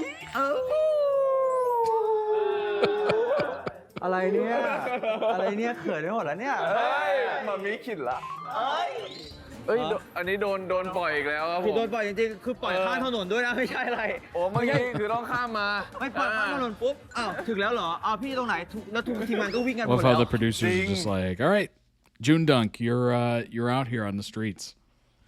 อ่ะรูปนี้เฮ้ยโอ้โห เฮ้ย มันเป็นไปได้ไง เฮ้ย Oh, Cuban นี่ไง restaurant. มันยังไงอู้หนึ่งสอง Said อีก Havana. รูปหนึ่งอ่ะเป็นตัวเรียกว่าอะไรนะ แผนวงจรไฟฟ้า ซึ่งเฮ้ยมันอยู่ตรงนี้เลยนี่ นี่คือนี่นะครับผมพูดภาพนี้นี่นะหนึ่งสองสาม Oh, โอ้ Brazil. Okay, a little bit of everything. นี่คือทาง Mexico, เข้าเหรอ ไอ้นี่ทางเข้าเหรอ เฮ้ย Bolivia. ต้องเปิดดูว่ามันเป็นอะไรในกล่องลองเปิดดูดิอ่ะตรงนี้เฮ้ยมีรหัสด้วย มันมีความเป็นไปได้นะ ว่ารหัสจะเป็นอันนี้เพราะมันอยู่บนประตู Oh, I love this. This is like one of those little speakeasies. เฮ้ยแต่มันมีตัวเลขเต็มไปหมดเลยนะ182791516เนี่ยเต็มไปหมดเลย ได้หรือเปล่า เฮ้ยไม่อ่ะคิดว่าอันนี้แน่เลยตรงนี้แน่เลย เฮ้ย 16090ป่ะ 1609 คือในรูปแบบ Oh, interesting. มันน่าจะอันนี้ป่ะถ้า make sense สุดอะแบบเพราะว่าแบบเรียกว่ามันอยู่ใกล้พาสปอร์ตพอดี ก็น่าจะอันนี้คิดว่าอันนี้แน่นอน 170ใช่ปะ0 น่ะไม่น่าได้เข้าแล้ว เฮ้ย It's gotta be Mexico.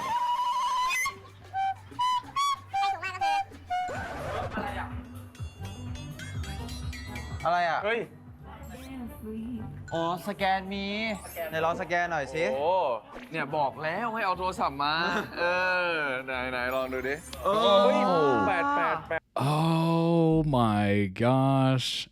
It's a password via the website. นี่888I love this. แฮชแท็กเฮ้ย ได้แล้ว I love how it's pronounced hashtag nowadays. Us oldies know that as pound. 2 3โอ้มารับมาก รับมากร้านอยู่ไหน ร้านอยู่นี่ อุ้ยขอโทษพี่ขอโทษครับ ไม่ใช่แล้วไม่ใช่ เดี๋ยวเราเข้าไปก่อนแล้วกัน let's go สวยมากเลยเนี่ย Why so many the lockers? locker room ไปเลยครับ เฮ้ย They're like, put your phone in the ร้านส locker. วยเลยอ่ะ เฮ้ยมันคนละโลกเลย เฮ้ยไม่อยากเชื่อว่าแบบในเนี้ย คือ เหมือน ไม่ ประตูโดเรมอน ทางเข้าใช่ไหม ใช่ คือไม่คิดว่ามันจะใหญ่ขนาดนี้ ใช่ สวัสดีครับ สวัสดีครับผม สรุปใหญ่มากเลยนะโหของนี่เต็มเลยอ่ะ ฝั่งนู้น โอ้โหแต่เก๋มากเลยนะพี่แบบมีรหัสแบบ8888อันนี้คือผมอยากรู้ว่าเนี่ยคือเมนูแบบเรียกว่าแปลกใหม่มาก เพราะเราไม่ค่อยได้แบบเจออะไรอย่างงี้มาก่อนแบบแบบมีแบบอะไรนะมี คอนทับนี่จะออกเป็นครีมมี่ ใช่ ใช่ เฟสอะไรอย่างเงี้ย ใช่แล้วอีกตัวหนึ่งก็คือจะเป็น Revolution Cocktail ตัวนี้จะเป็นซิกเนเจอร์ประจำร้านเราเลยใช่แต่จริงๆทุกตัวคือเป็นซิกเนเจอร์หมดแต่ว่าถ้าอยาก ถ้ามาแล้วต้องลองคือต้องเป็น Revolution ตัวนี้เลย ใช่คอนทับแล้วปาปาลัสซี่ สมมติอย่างเราอ่ะเราไม่เคยมาเลยอะ ไม่ แบบ เคย ถ้า มา พี่ต้องเลือกเลยว่าแบบ1 อย่างเท่านั้นอะ แบบ พี่จะเลือก All three. ปกติ Do แล้ว all three. เวลา Come ใคร on มา now. ผมต้องให้ Revolution เป็นแก้วแรกอยู่แล้ว What's going on, Witch? ให้รู้จัก Very ร้านก่อน patriotic จาก indeed. ร้านใช่ คืออุ่นเครื่องตัวอุ่นเครื่องอะไรอย่างเงี้ย ใช่ A little bit of ได้ a little bit of World Cup, a little bit of Independence Day. Revolution Cocktail ได้ผม The fact that we're still in the World Cup, อุ้ย3เลยเหรอ I can actually say ได้ that. เราไหวอยู่แล้วเราวันตัวตึงอยู่ I แล้ว don't know how long that's gonna last.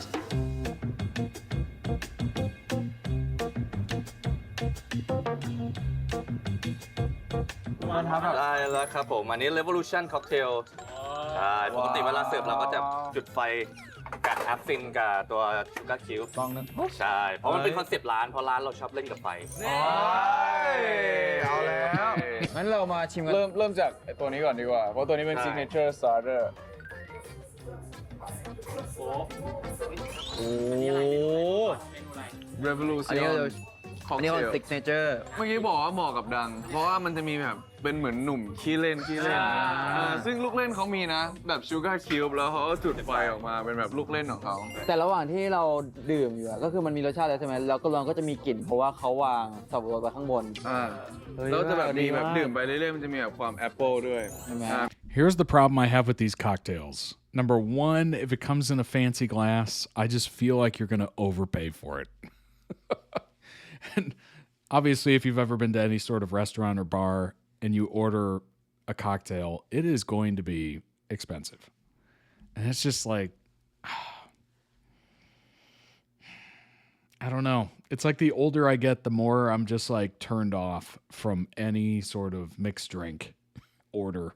Because I'm just like, I know I'm going to pay an exuberant amount for something I could make at home for a quarter of the cost. Like half at least, maybe a third. It just drives me nuts. It does taste good. It always tastes good. But ลูกเล่น man, ต่อไป price ก็ is จะเป็น crazy. ปาปาลัสซี่แล้วก็จะติดรูปให้ ถึงแม้ว่ารูปเราจะปิดตา These are on the company dime or bot. These are on the company bot, indeed. So obviously at that point, who cares? But price is why I almost never buy alcohol in restaurants. Yeah. Oh yeah. If you buy a couple round of drinks and you get a couple, if there's a couple people there, that will take your, moderately priced lunch to dinner prices real quick. Real quick. ในรูปเราจะปิดตาแต่น่ารักนะ มีความแบบ I've always joked like, hey, I should start bringing a flask everywhere. Everywhere where I would get like a cocktail or a drink with a meal or whatever. And I was just like, that would be so much cheaper to just take out a little flask out of the shirt or whatever, or the pants. Just doot doot. Doot doot. Isn't it sponsored by the bar place? Probably. ไม่พร้อมปิดตา Oh my gosh. The glass is a lens, a camera lens. That's so cool. อยู่ในเกาะฮาวาย tropical tropical มาก ให้ความสดชื่นนะ มัน ดื่มแล้วตื่นเลยอ่ะ อันนี้มันจะไลท์ใช่ไหม อันนี้มันก็สดชื่นแต่มันจะมีความแบบนวลอะนวลเหมือนมันมีอะไรเคลือบๆอะเหมือนใช่กลมกล่อมใช่เปรี้ยวด้วย แล้วก็เปรี้ยวแบบ อันนี้เปรี้ยวนำ ใช่ เปรี้ยวนำ จะเป็นน้ำกระเจี๊ยบ อ๋อ น้ำกระเจี๊ยบเหรอเอ้ยเหมาะกับคอนเซปต์ hidden agenda เลย น้ำกระเจี๊ยบชอบเหมือนกัน น้ำกระเจี๊ยบเนี่ยนะน้ำกระเจี๊ยบก็เหมือนในหนังจีนไงโอ้อ้ายนี่อ้ายเว้ย เล่นเป็นเด็กไปอยู่ได้ อีกตัวนี้บอกเลยว่าเวลาลูกค้ามาสั่งคือผมก็จะถามก่อนว่ามันหวานนะดื่มได้หรือเปล่าใช่เพราะมันเป็นฟิลแบบเหมือนดื่มนมแบบว่าเป็นนมแบบรสชาติป๊อปคอร์นครีมมี่แล้วก็มีป๊อปคอร์นเสิร์ฟคู่ให้ทานเล่นจริงๆเหมาะกับสาวๆมากกว่า เหมาะกับสาว I think women will like it. โอ้ ทานได้ป๊อปคอร์น These are so creative. I will give them that. sweet but strong The actual drink themselves, the container, everything, that is very creative. Super creative. One time, me and my friend went to a club an hour early than it officially opened because shots were 50% sale. Now that is nice. If they did that, I would show up early. I would absolutely show up early. Every once in a while, they'll be like, I remember at my university, there would be dollar shots. They wouldn't be like anything good. It would all be like, ground well liquor, basically. So the liquor was not the greatest quality, but it was $1. $1. And I guarantee that no longer exists. I thought it was the coolest thing. And they would have the tall beers or whatever, the 16-ounce pints, for, I think it was $2, $2 US, which was a great deal. เฮ้ยจริงปะเนี่ย จริงครับผม โอ้ย อยากรู้หรือยัง คือนึกภาพไม่ออกว่าจริงๆคือเขาจะวางอะไรหรือว่ามันจะเป็นโชว์แบบไหนคือแบบ จริงๆแล้วผมเรียกว่าแฟร์บาร์เทนเดอร์เป็นการใช้เทคนิคสกิลของบาร์เทนเดอร์เนี่ยคือเราจะโยนขวดอะไรอย่างเงี้ยเป็นการโชว์ทักษะที่เพิ่มเติมขึ้นไปในการนอกเหนือจากการทำค็อกเทลอย่างขวดเหล้าได้อย่างขวดเหล้าแล้วก็แบบมีอะไรแบบพวกนี้ เฮ้ยอยากเห็นแล้วอ่ะบอกเลยถ้าผมทำเมื่อกี้ทุกคนได้ดื่มแน่ ดื่มน้ำเปล่าขวดแตกอยู่พื้นเฮ้ยเอาจริงว่าตอนแรกที่บอกว่าที่พี่บอกว่าจุดไฟตรงเคาน์เตอร์คิดว่าโม้ไม่คิดว่าจริงเฮ้ย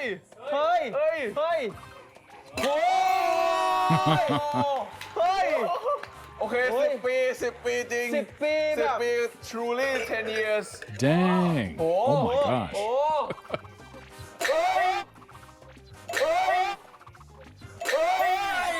เมื่อกี้มี2ด้วยเฮ้ยเคินโอ้เฮ้ยโหถ้าเราไปอ่ะถ้าเราทำอย่างเงี้ยไปตั้งแต่วิแรกเฮ้ยสวยมากเฮ้ยโหโอ้ยกลัว I'm scared. เฮ้ยนี่เก่งมากเกินเหมือนในอยู่ในไอแลนด์เลยโอ้พี่ไม่ร้อนเหรอไม่ร้อนนะผมปกติแต่เราคือร้อนเขายังร้อนอยู่อันนี้จะเป็นไฮไลท์ของร้านเฮ้ยอันนี้มังกรปีมาลงเฮ้ยเกินเฮ้ยโซเก่งมากไว้มาช่วงปาร์ตี้จะได้เห็นโชว์แบบเต็มรูปแบบแบบนี้แต่ได้ข่าวว่ามีห้อง VIP ใช่ครับผมเราจะมี1ห้อง Oh, the VIP room. จะเป็นด้านโน้นเดี๋ยวผมพาไปถือว่าร้านคือสวยแล้วอยากรู้ว่า VIP มันจะขนาดไหนอ่ะคือมันมีความลาตินอ่ะมันมีความแบบละเล่รู้จักไหมถ้าเอาจริงๆถ้าเราเดินเข้ามาถ้าให้ถามก่อนว่ารู้ไหมว่าเรามีห้องถ้ามองเรามอง Oh my ดู gosh. ไม่ออกเอาจริงไหมก็รู้แค่ห้องเนี้ยมันเป็นประตูไงแล้วแบบ Is it the lockers? ก็มีแค่ทางนี้กับเฮ้ยเป็นคุณน้าอย่าบอกหรือว่าก็จะเป็นโซนล็อกเกอร์นี่ฮะแต่เราต้องมาหาเบอร์จริงๆคือเราเปิดเงี้ยไม่เจอใช่ต้องหามีเบอร์รับด้วยเหรอมีครับผมเราต้องหาล็อกเกอร์รับให้ถูกเฮ้ยลองหาสิว่าตู้ไหนลองเปิดดูได้นะเฮ้ยเอาจริงนะอยู่ไม่ใกล้ไม่ไกลอันนี้เหมือนห้องน้ำบ้านผมเลยใช่ก็มันจะพูดเลยอันนี้ห้องน้ำบ้านผมคือใครเข้ามาบ้านผมแรกจะไม่รู้เลยว่าห้องน้ำอยู่ไหนอันนี้ก็รองเท้าไอ้ยะไหนรองเท้างงอาจจะอยู่ในหรือว่าเราไปเล่นซ่อนแอบกันยากห้องน้ำลองดูฮะอยู่ไม่ใกล้เหรอเฮ้ย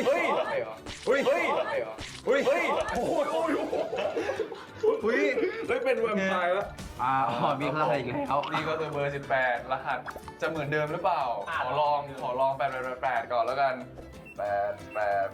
8ปุ๊บอ้าวไม่ใช่เดี๋ยวมีรูปนะมีไหมมีแล้วไม่มีแล้วจริงๆรหัสเราสามารถเปลี่ยนได้จริงเหรอเปลี่ยนได้เพราะมันเป็นห้อง VIP ไงเวลาใครจะมาใช้เราต้องเปลี่ยนรหัสตามเจ้าของที่มาใช้สถานที่Oh, นี่คือ interesting. ตั้งสำหรับเราเลยใช่ผมมันใกล้ตัวเพิ่งเลย ใกล้ตัวเกี่ยวกับเพิ่งเลย Was it your birthdays? เกิด10ดังอะไร10กับ01ผิดเฮ้ยได้เหรอได้นี่I remember that his mom didn't like where the bathroom was, so she had cabinets built around them. That's so funny.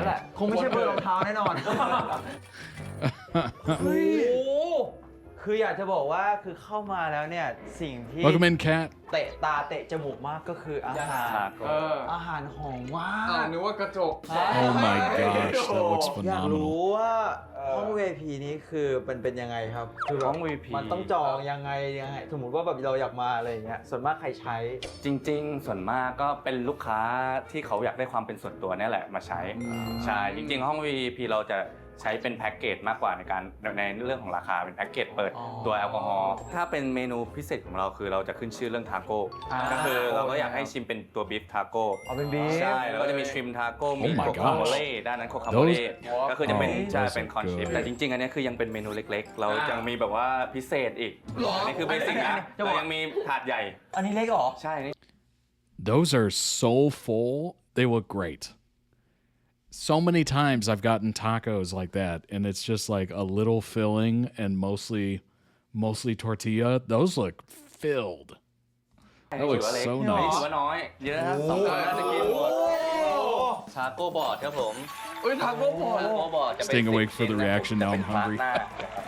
เราจะมีเป็นบีฟทาโก้ I am hungry and thirsty. ตัวชอริโซกับบีฟ Not for water, แล้วก็จะมี but เป็น for แลมทาโก้เป็นชิมทา something โก้ else. แล้วก็เป็นฟิชทาโก้ อันนี้ดูแบบอลังการนะ ใช่ ดูอลังการมากเลย อันนี้ดูเต็มปากเต็ม ดู คำ เต็มมาก ขอบคุณพี่บอลด้วยนะครับขอบคุณมากเลยนะครับ เป็นจอยนะครับผม ครับผม สุดยอดมาก Oh, that's funny. ขอบคุณครับ เรามาเริ่มจากเมนูแรกกันเลยดีกว่า นั่นก็คือมะนาวมาเชียร์ก่อน โอ้โหเนี่ยไม่ทันอะไรมา Cheers 3 2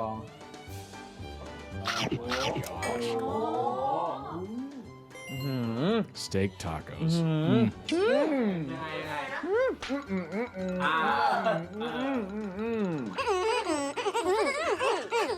คือไม่แน่ใจว่าพอเป็นเพราะว่าแบบมันเป็นแบบเม็กซิกันหรือเปล่านะแต่ผมรู้สึกว่ามันเหมือนเนื้อมีชีวิตอะเฮ้ยยังไม่ตายเหรอ เหมือนเนื้อมันเต้นรำในปากสามชาติ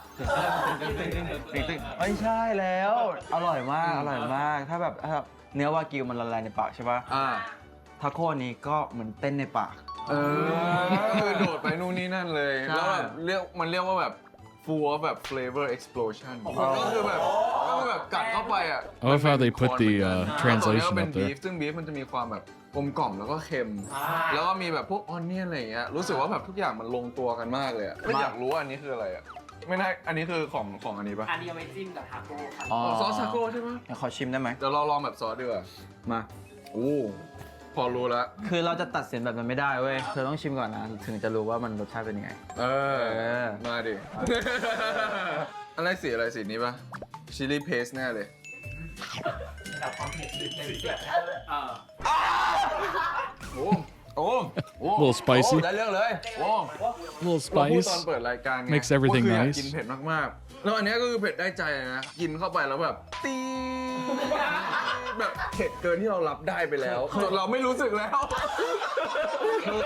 ชิมกุ้งกันไหม เราไปชิมกุ้งกับซอสอย่างอื่นดีกว่ามา ได้มา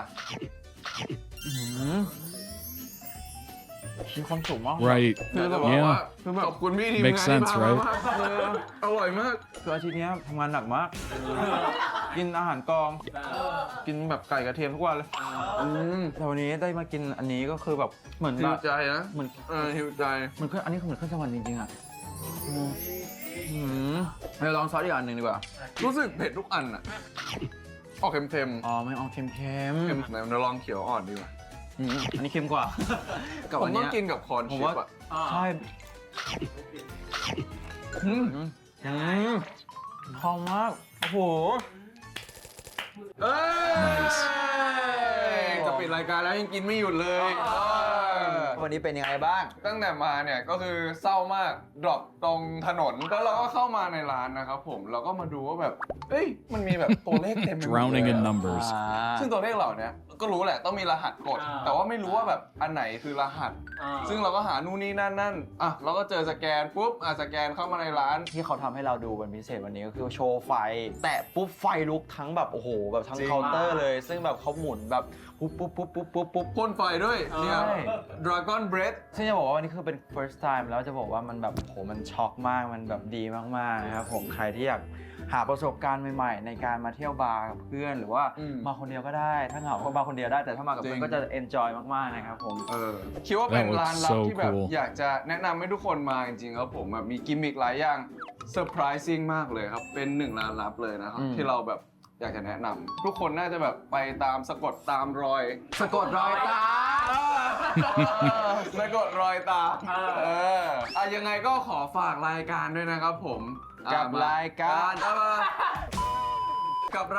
Try it again. Hidden Hangout ร้านลับกับจุง Try it ยังไง again. ก็ขอฝากรายการพวกเราด้วยนะครับผมกับรายการ Hidden Hangout ร้านลับกับจุงดัง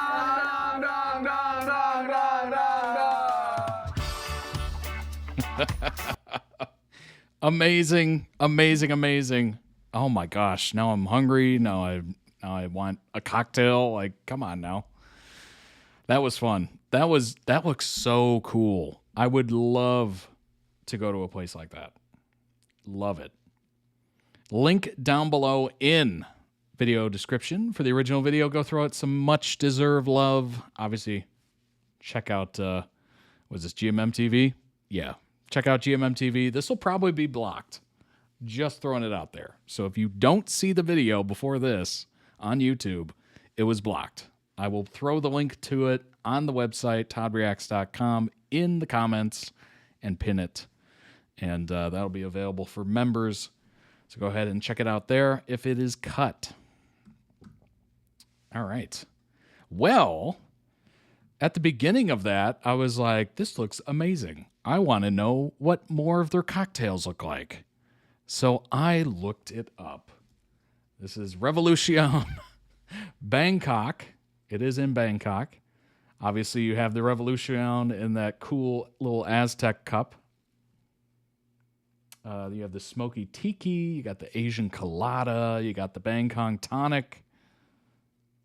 Or the Bangkok tonic. You have the Long Island iced tea. That's a very Americanized drink. Moscow Mule, the mojito, of course, lemon tart. G&G. Ooh. Okay. A little Beefeater gin. Grapefruit. Tonic. That's an interesting gin and tonic. It's with grapefruit. That looks lovely.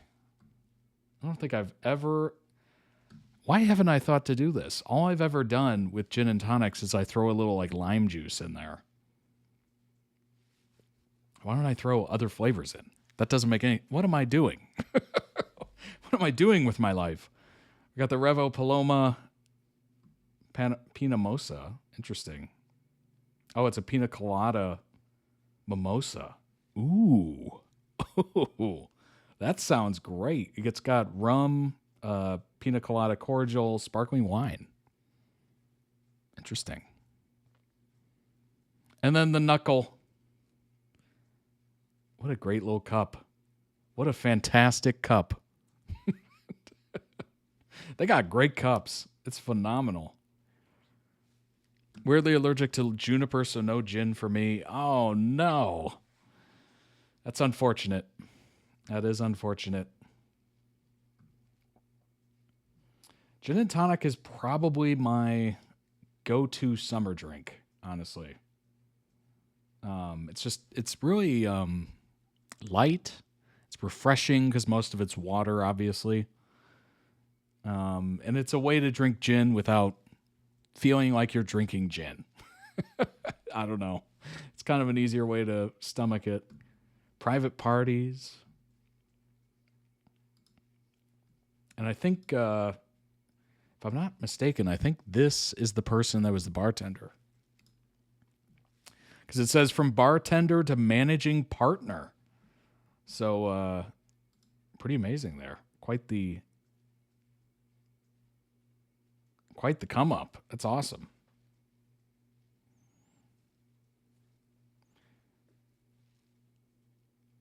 Oh yeah, Taqueria. That was what we that was the food company that we just saw. So they're associated with them as well.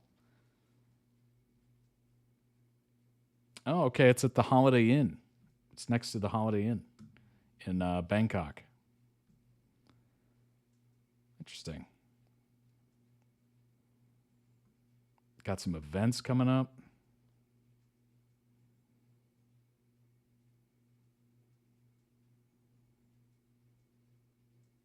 Really cool. What a cool place. I love that. Absolutely love it. You know what I wanted to see? I wanted to see if I could, you know what, I'm going to bring it back up.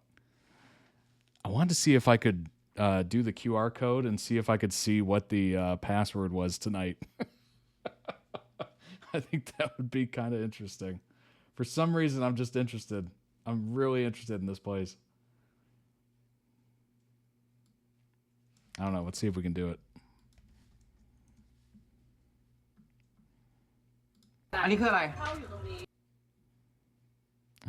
Let's see.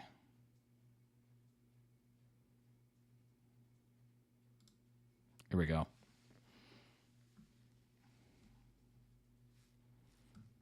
Oh, I didn't do that correctly. There we go. All right. อ๋อสแกนมีไหนลองสแกนหน่อยสิโอ้เนี่ยบอกแล้ว I'm doing it right now. Will it work though? I'm curious. Me too. All right, let's see. Oh, it's doing something.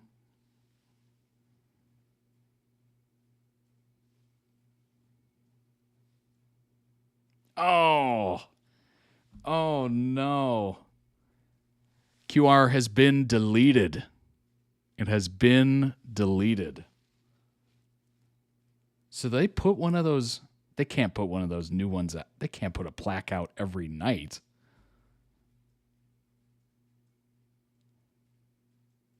Do they? That seems like crazy to me. Because it looks like a plaque. It looks like it's inscribed. Maybe it's just paper with a sheet of glass over it. But it looks indented, this text. It is an old video. True, 2 years ago.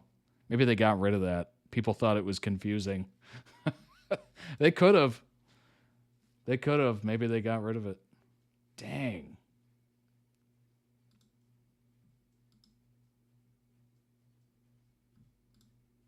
Well, that is annoying. That is unfortunate.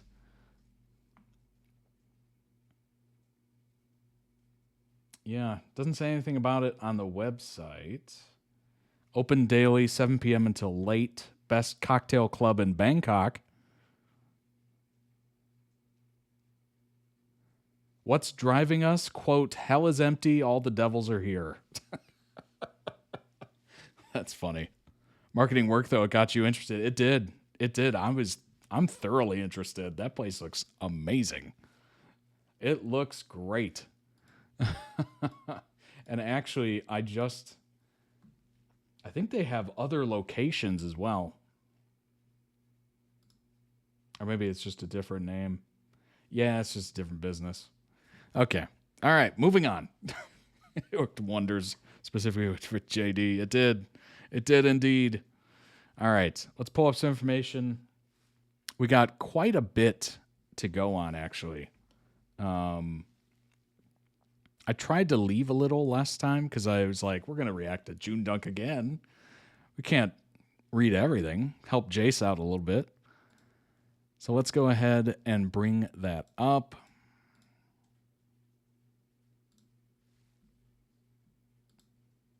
There it is. My gosh. Couldn't find it. There it is. That QR code threw me off. First off, commenters on last week's reaction pointed out that I missed LOL FanFest 2026 song from The Boys. Meow. Hey, everybody give Jace a break, okay? This is a lot of work. Oh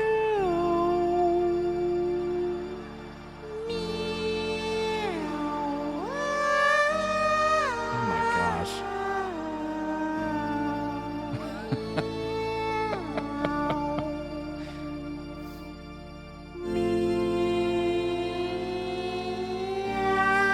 The doc is the main part which attracted you? Nice.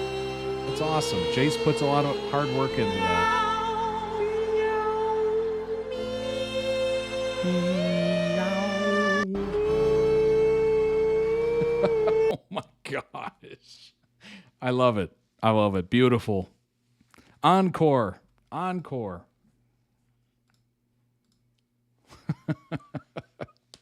I freaking love it. Flurry, the new Jasper mascot update.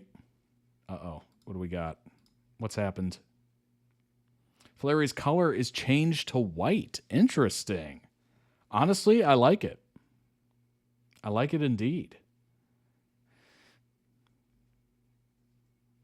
After Jasper voted together, Flurry transformed. Yesterday, GMM Shop announced on X, second image above, that the sale of selected Flurry items at the Thailand Character and Content Expo would be canceled to ensure all the products meet our quality and standard. Jasper members commented on the cancellation on X yesterday night.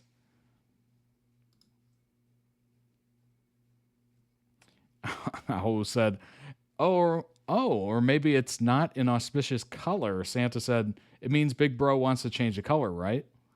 Pan said, the brightest gem has to be our little brother, of course. Joong said, just in case it turns into a beacon of light. Then today, GMM posted Flurry's new appearance, so it turns out they changed the color from red, from the fourth image, to white. Honestly, I really like the white.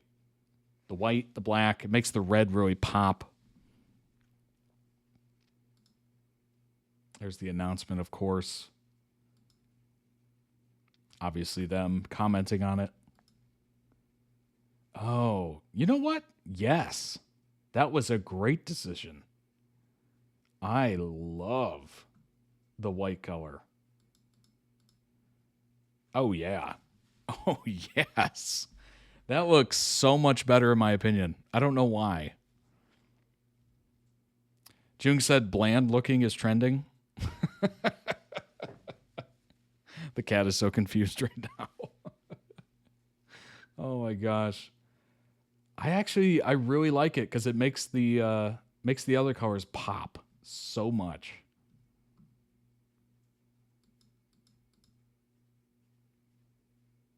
Yeah, I don't know. I like it more than this.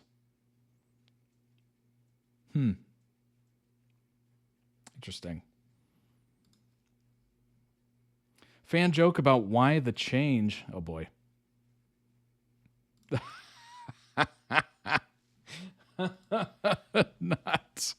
Not the flower. Oh my gosh. That's so funny. I see beard on it though. Really? Ooh, interesting. Interesting. Okay.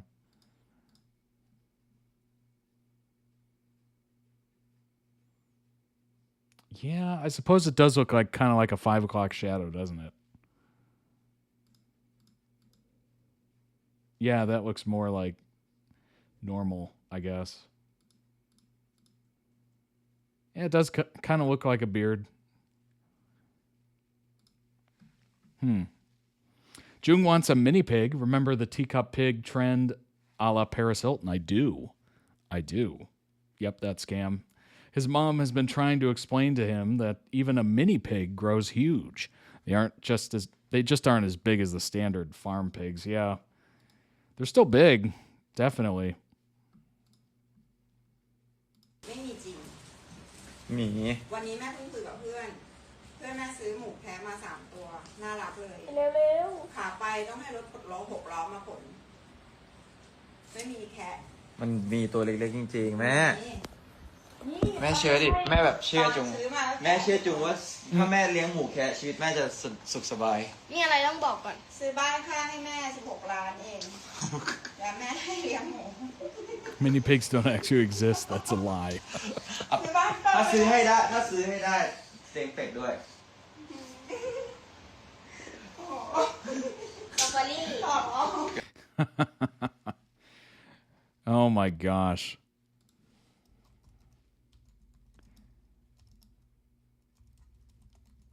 Let's see. Let's see if we can get a good comparison here. Oh my. Oh my gosh.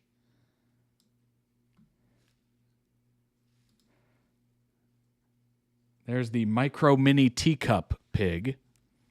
And then the world's smallest breed of pig is the coon or coon or something, growing to 30 inches in height and weighing about 250 pounds, which is huge. That is a heavy pig. Oh my gosh. That's crazy. Oh my God. So really you got to get the teacup or mini, but even then they're still probably going to grow. 250 pounds is quite a lot. Farm pigs regularly grow to over 6 feet in length, weighing over 700 pounds. That's wild. Big Bill holds the record for being the world's largest pig. He was 5 feet tall, 9 feet long, and weighed 2,500 pounds. What? That's crazy. That is absolutely crazy. World's biggest pig. That is... I don't know what happened to that pig or how that pig got that big. But that is absolutely nuts. That is crazy. Dan and Phil keep popping up. That's a lot of bacon. Indeed it is. Indeed it is. Could feed a whole family for, I don't even know, years. Pigwits are cute, but I'm going to stick to cats. Pigwits are adorable, aren't they? Farm pigs can get a little gross. Obviously, mud, troughs. Not exactly the most pleasing things ever.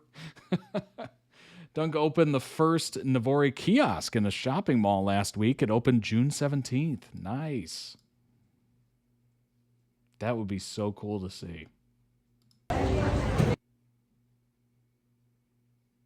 That would be so neat to see. That's so cool. So it's in the public market on the first floor from June 17th to July 16th. So it's still there. It offers the usual sweet treats Navori is known for, and also drinks. Here's just a taste. Ube coconut, ube latte, durian range, and ube eats. Or treats, excuse me. Oh, looks good. That looks good to me. That looks real nice. Throw some boba in there, and I'm having a day. I'm having a good time. There you go. There you go. Yes. That looks amazing.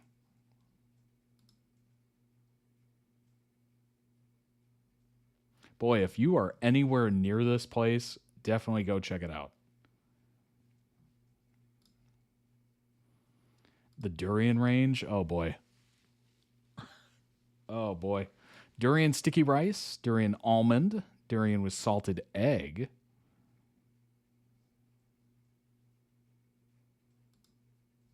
Oh, come on now. What? You got to sign in for seeing more photo? Oh, I can just swipe. Okay, there's the salted egg. There's the almond, sticky rice. Cool.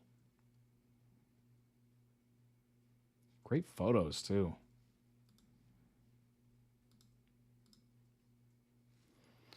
Dunk designed it himself, wrote a fanfic that he gives out with every receipt. Oh my gosh. Fanfic Dunk wrote is about him and Joong as well. No way. That's in the doc too? You gotta be kidding me.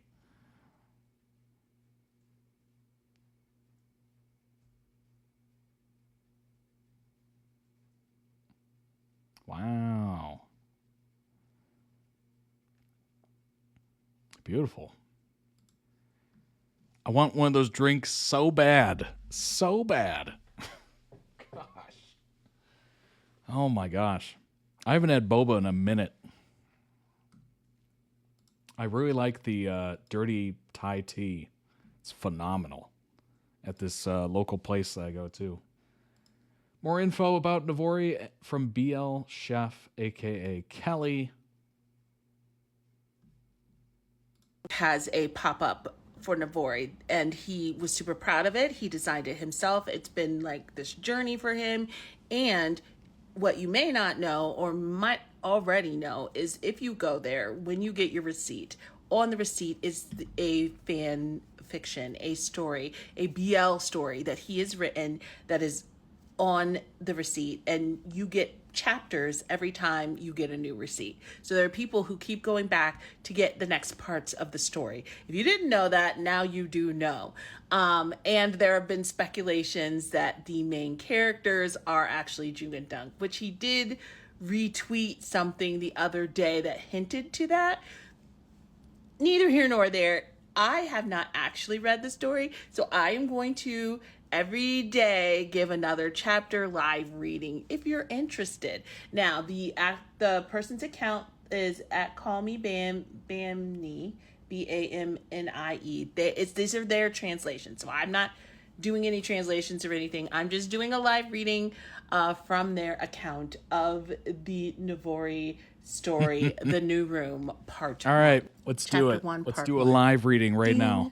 The elevator chimed as its doors slid open. Ken, a tall young man with tanned skin, scrutinized the corridor before him, just like the listing. What he saw looked no different from the photos the honest and trustworthy real estate agent had sent him. The hallway was paved with green tiles, thin cracks running along the seams. The walls were painted cream, stained with long streaks of watermarks near the ceiling. Ken walked down the dimly lit corridor. The building had a total of 13 floors with 4 rooms on Honestly, each floor. it sounds like it was well written. Great marketing gimmick. Yes, I would absolutely say so. Know someone who got the latte and apparently tastes really good, almost like a milkshake. Oh, man. Oh, it just looks good, doesn't it? Dang.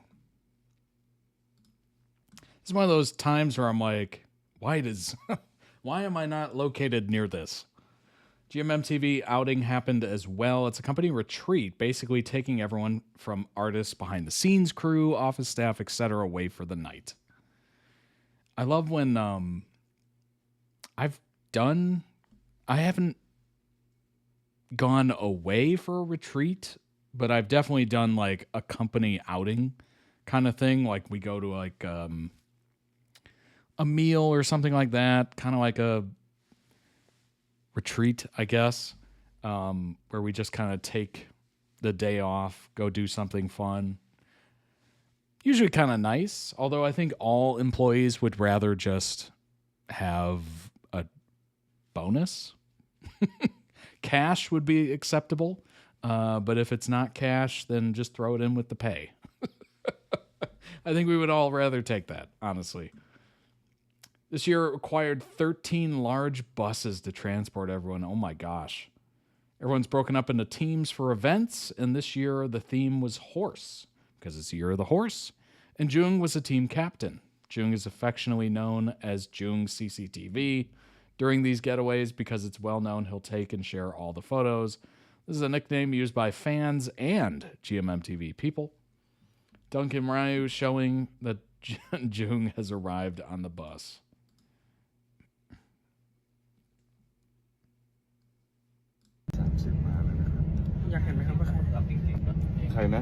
CCTV ครับอยู่ไหนครับได้สวัสดีครับ CCTV ผมต้องไปแต่งรูปอีกอะไรอีกเลย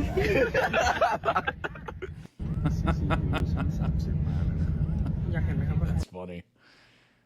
On the bus, Gunn had scissors to customize the outing shirts. Of course, Joong volunteered.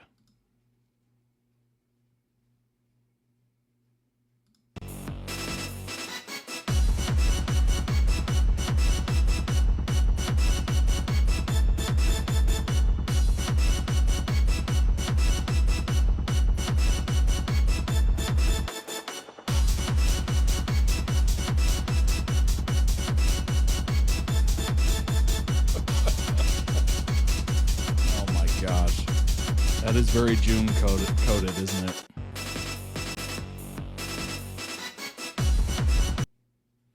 Showing June arrived is from the previous year. Good to know. Good to know.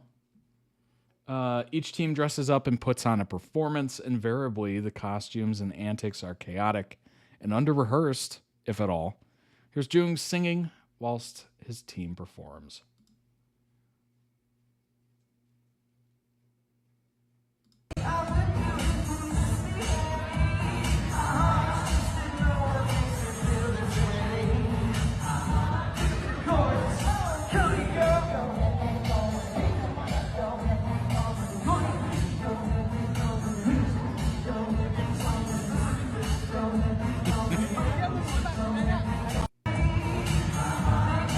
Gosh.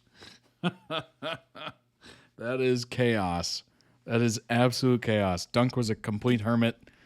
He somehow avoided all cameras except his own until Jan took a secret photo. Glimpses of Dunk during his group performance.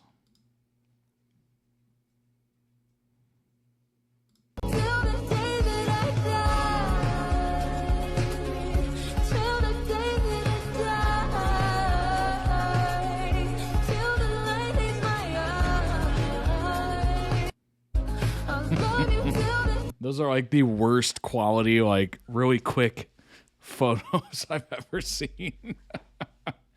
We really had to try to find him by screenshotting videos. That's crazy. Oh my gosh. He's sneaky. He's real sneaky with it.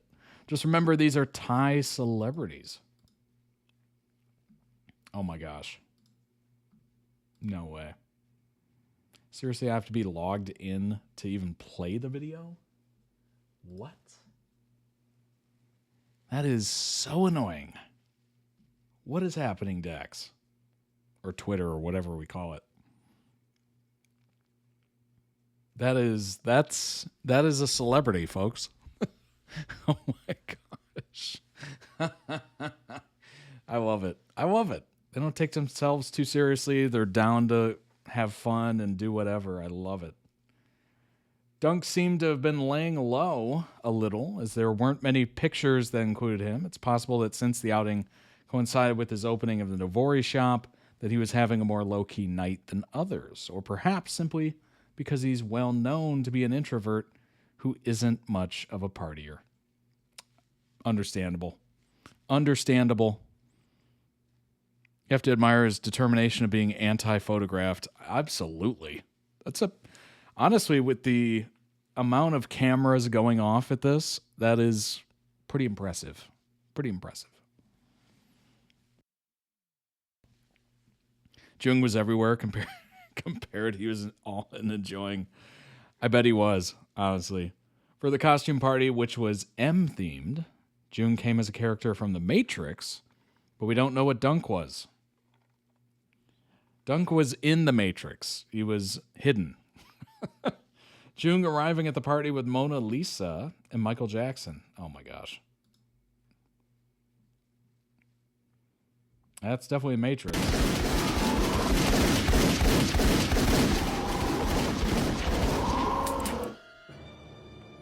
Trinity! Help!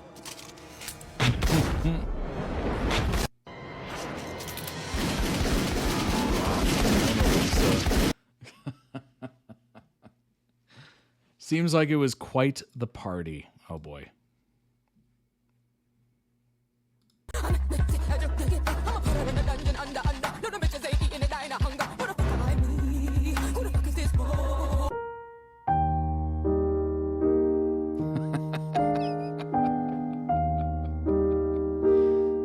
Oh man. That after party realization when you realize you went too hard. Too hard. Or you wake up the next morning and you're like, I didn't have any water. Like, now that I'm thinking about it, I didn't hydrate at all. And you pay the consequence.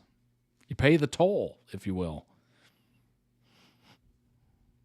Dunk went as himself. He bailed halfway through to do a live in his hotel room. Honestly, I get that. I get that. If it was You know what's kind of funny? Some nights I feel like I would be Joong, and then some nights I feel like I would be Dunk. Some nights I'm like, yeah, let's go. And then some nights I would just be like, I don't even want to go. I don't even want to go. I'll leave halfway through. As Jim Halpert said in The Office, you're looking at the king of leaving parties early.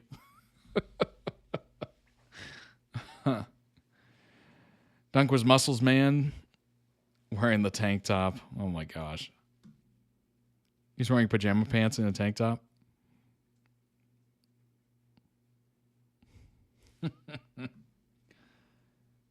Joong was also seen at the party in a t-shirt that read, Love Ukes Bottoms. There you go. CCTV. I have no clue what to say to this other than alcohol, huh? Oh my gosh. Is this a new thing? Like you can't even play videos from Twitter/X without being logged in? Oh. Gosh. That is so annoying. So annoying. Why did they lock it down this much? It doesn't make any sense. Joong versus Dunk.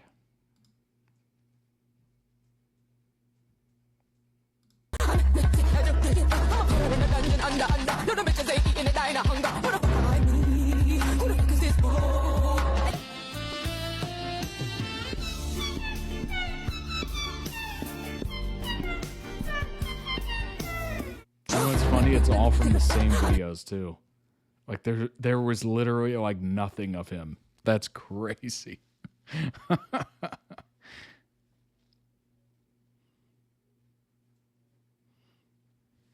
Used to be able to. We've never had this issue before. True. Yeah. I swear this is like a brand new issue. Kind of crazy. The next morning, this picture of the boys was posted by a member of the girl group Sizzy. Oh boy. What does it look like? Oh. I'd say we're a little tired, and the guy in the back dressed like a minion. That's hilarious. I love how Joong still has the glasses on from the Matrix. They're both very tired. The one time Dunk couldn't hide, right? And also, there's this random minion back here. I swear, I don't think the minion went to sleep. Or either that, they just went to sleep and didn't wash off any of that yellow makeup. I love that. That is so funny to me. Can you imagine being like massively hungover or just extremely tired and you dressed like that? You just rolled out of bed, still looking like a minion. Face painted guys struggled to get the face paint off. Honestly, that was me for the Halloween stream. It took so long to get that gray makeup off my face. It was crazy. I was finding it like days later, even taking showers, whatever, trying to get rid of it. It was unbelievable. If you have no idea what I'm talking about, just go back to October thumbnails. You'll see it. I think Joong had work before outing as well. Oh my gosh. Second day minion makeup sounds more devastating than being hungover. It does. It does indeed. Joong retweeted the above picture, but along with a second one of him giving Dunk a kiss. Later, word spread that it was AI. He later deleted it when he realized his mistake. Creepy that someone would use AI like that, but amusing that Joong was so easily fooled. Like, yep, seems like us. Also points to the fact that he doesn't remember. He just accepted the fact, like maybe he wouldn't remember that moment. That's a good party right there. It's apparently the AI pick. All right, let's see if we can tell. Let's see if we can see it.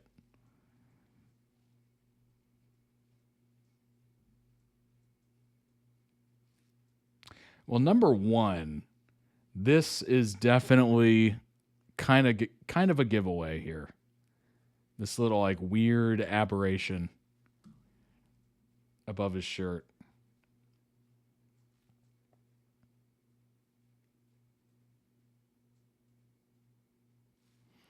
Dunk as well was fooled and thought it was real. Honestly, Dunk looks exactly the same. Dunk looks so similar in this. I'm trying to see if I can see any other like artifacts or anything. It's really tough. Maybe I'm just easily fooled by AI. But this obviously stood out to me. Oh, his glasses is messed up, I think. Yeah. So I think it would be the same on both sides. It's kind of missing on this side, but it's like weirdly shaped.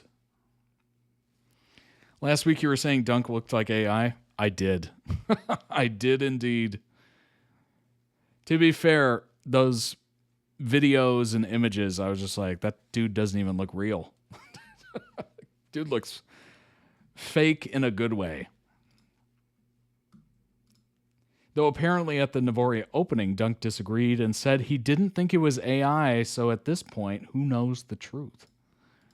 Oh my gosh. The truth is out there, as Agent Mulder would say. กินไปกินมาโดนอะไรจังหวะเจ้า AI จริงปะ อันนี้เหรออันนี้ไม่ถึงอะไรเล่นกีบ เอ้ยจริงวะเนี่ย โยนเข้านี่เจอ ตัวเพี้ยเลยเหรอ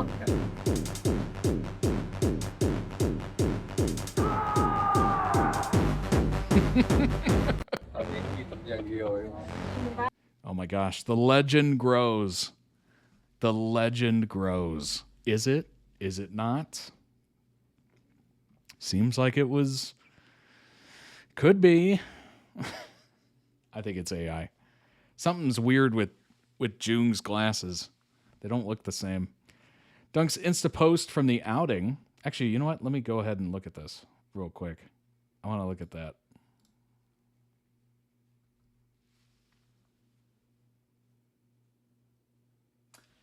Yeah. Yeah, the glasses are different. This looks the same, but this area looked totally different in that AI photo.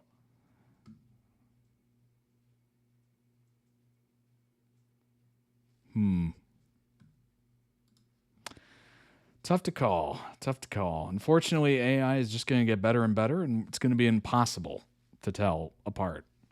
That is a scary world we're going into right now. Oh, gosh.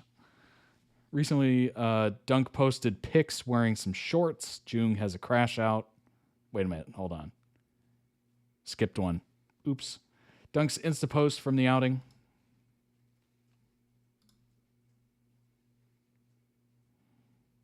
Outing jungle sesh.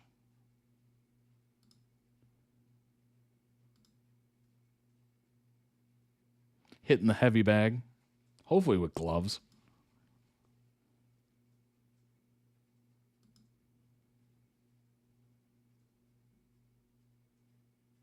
There's the gloves.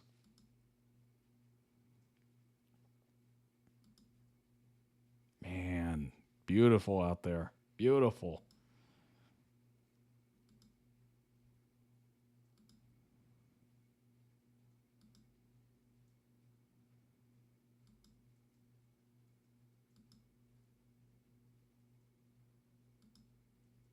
I haven't seen the water in so long.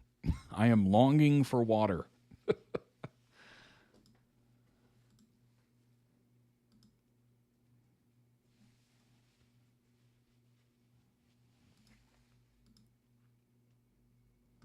Very cool. Recently, Dunk posted pics wearing some short shorts. Joong has a crash out. Uh-oh. Joong crashing out over Dunk's shorts, then deleting the tweet 30 seconds later. Oh, gosh. Jasper's private joke, if you're not my fan, don't act possessive.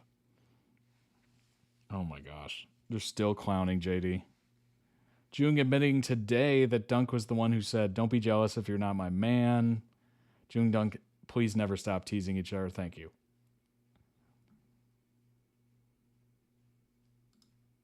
I forgot I have to swipe. Oh, I can't even click onto these. Oh, that's annoying. Oh, Twitter X, why are you so annoying?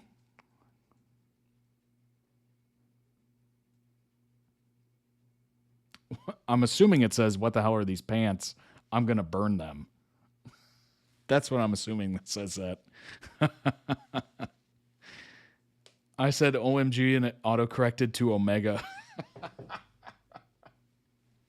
Oh my gosh. First comment is Omega.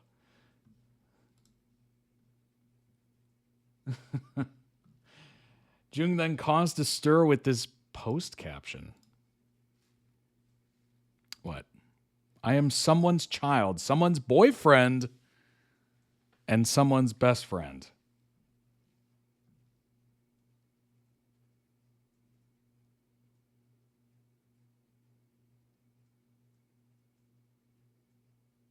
Not the second comment. Come on now. Get out of here, hater. Get out of here, hater.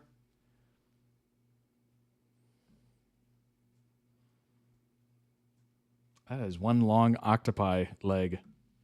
Tentacle. Not the elf. That's funny. That's funny. What is that? It's like strawberries and cucumber. It looks like a soup, but it has strawberries in it. I don't even know what that is. Trying to figure out if it would taste good. I'm assuming it does. What's up, Rack? Welcome in.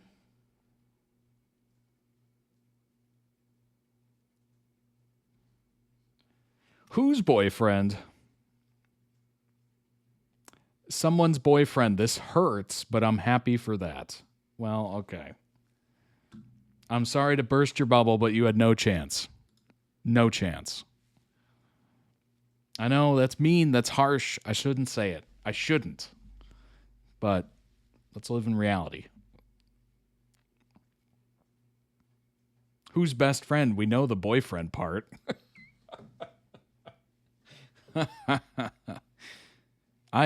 Someone's boyfriend, we got it.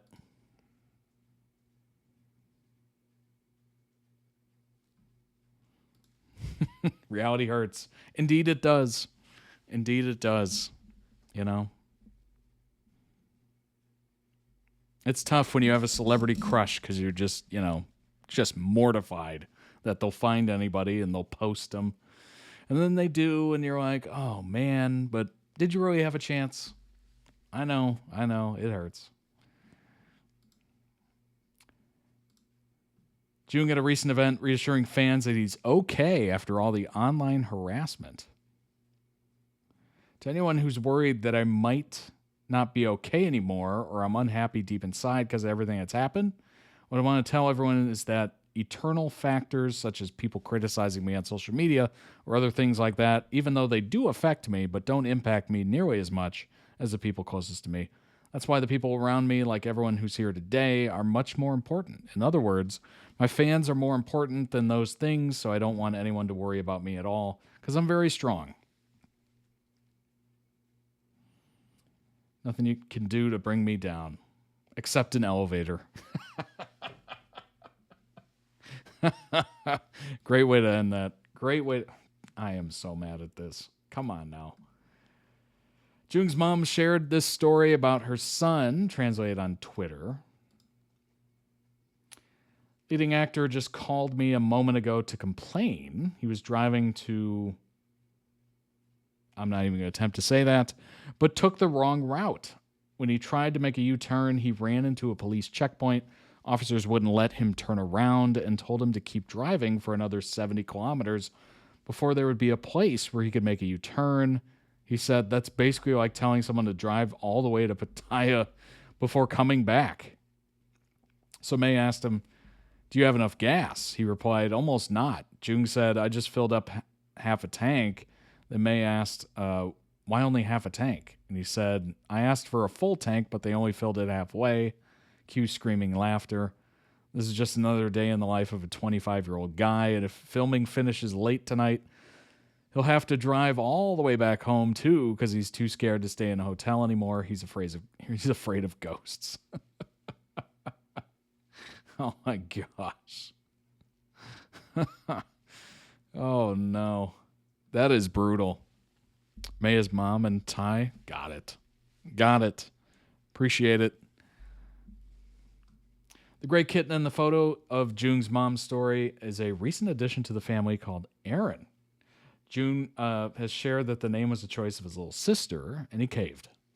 Joong said that he wanted to call the cat Vegas after the character from Kid Porsche. Yeah, sometimes the little sisters, you got to give them a little, you got to give them a little something. Dunk is in the new Armani fragrance campaign. Okay. Oh, no, I'm not going to be able to watch it. Oh. Suddenly, there he was wearing Armani. Nice. Good for him. That's a good get. He's a brand ambassador along with fellow GMMTV actress Film. Nice. Yeah, he looks AI here. This is all AI.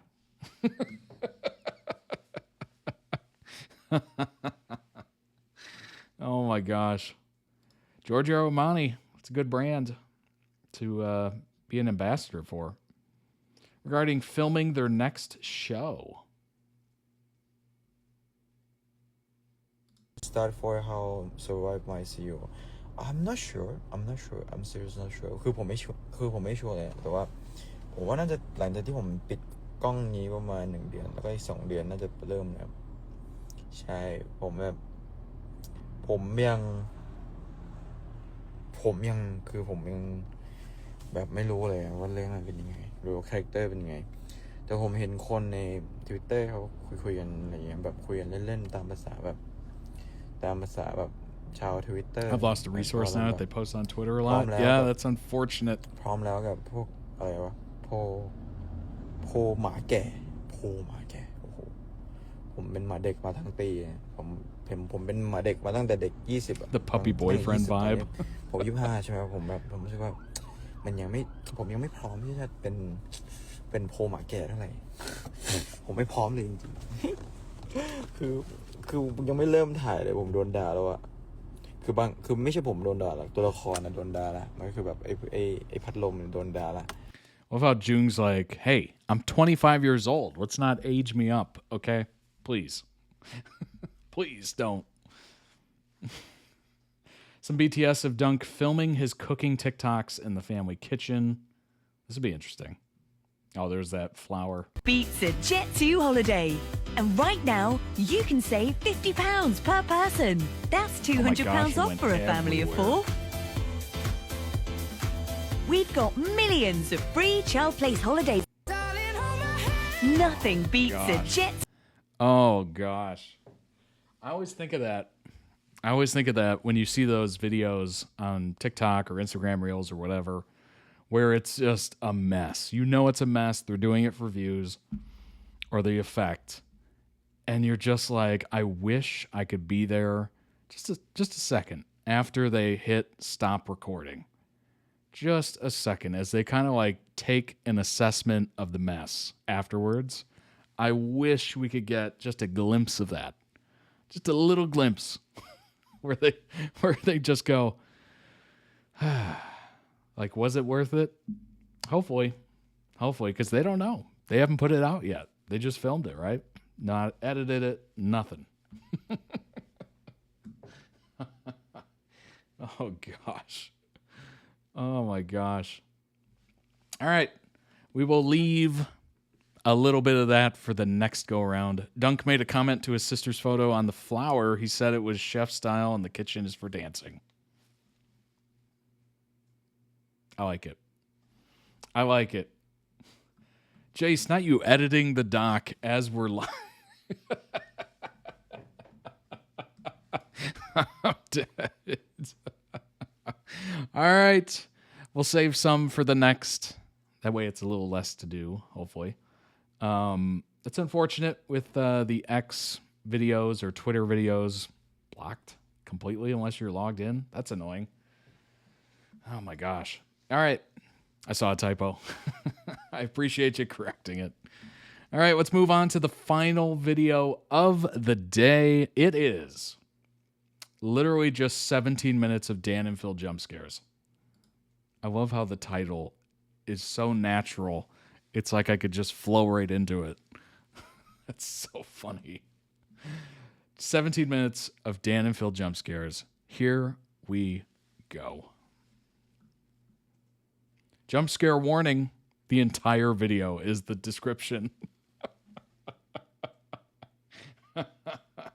Oh my gosh. Oh my god, in headphones. Thanks for being here, say here. Constant crawling sound. Turn it up just now. You should look at this.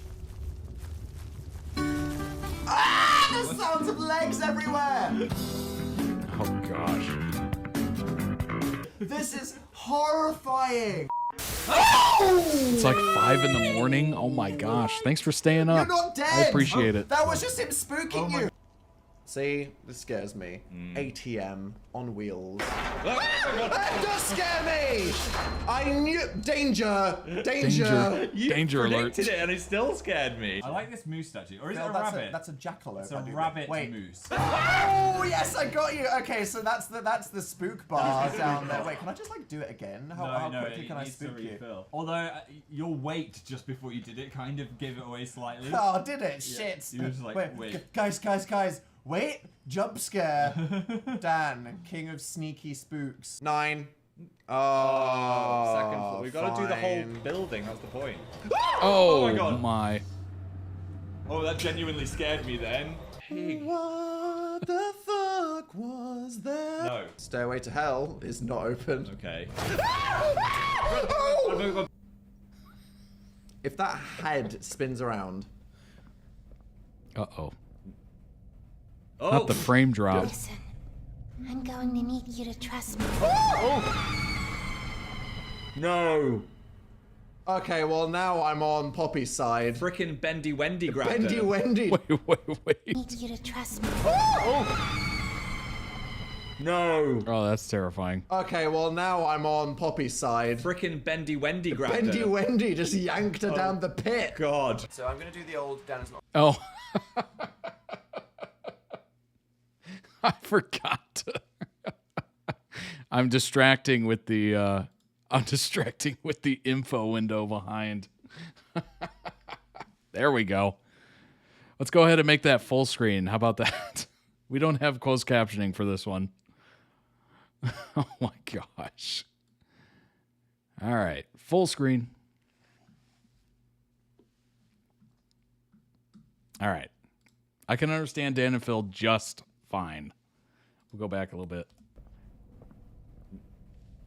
Oh, good. Listen, I'm going to need you to trust me. no. Okay, well now I'm on Poppy's side. Frickin' Bendy Wendy grabbed her. Bendy Wendy just yanked her down the pit. God. So I'm gonna do Bendy the old Wendy. Dan's not on fire back to the wall. But now there's a scary corridor behind us now. Yeah, but that's just where you repeat stuff, so Yeah. it's okay. Oh, you scared me then. Not the coat hanger. Anything but the coat hanger. It's a coat hanger, not the Grim Reaper. Okay. You ready for the hole in one? Zump. Bah!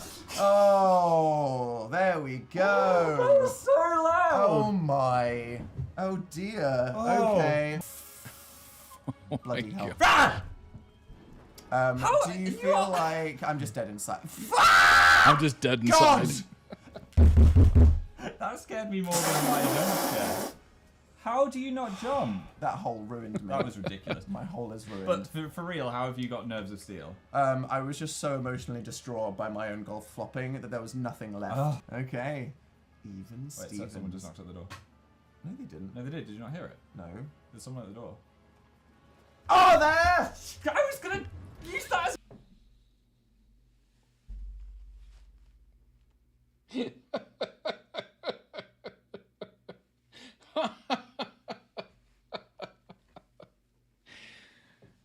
I love Phil's trying to set that up and Dan stealing the moment. Oh, that is so beautiful. So beautiful. That's my scare. Oh, it was a bit obvious. I wonder why Phil's talking about someone at the door. There's someone at the door. Don't you hear it? Became the JP. Oh, you've used all yours up now. 2-0. No, 2. 2? I've just done 2. Okay, I think you should take a moment to just calm your nerves, Phil. Bah! How much did that get you? So much I can't even speak. Calm This is your the worst nerves. day ever. Calm your nerves so you can play golf better. A boo! With a score of 102 to a... Jesus! Jesus! It's because you didn't think I had any more. So I thought the game was over, Phil. Japed. What are the rules here? I thought I was safe because the round had finished. Like to jump scare each other at some point. Phil looks so proud of himself. Wrecked. You didn't see that coming? I was preparing a longer pause. Oh no, you gotta strike while the iron's hot. So fluffy in this. I know. Challenge accepted. Oh my god.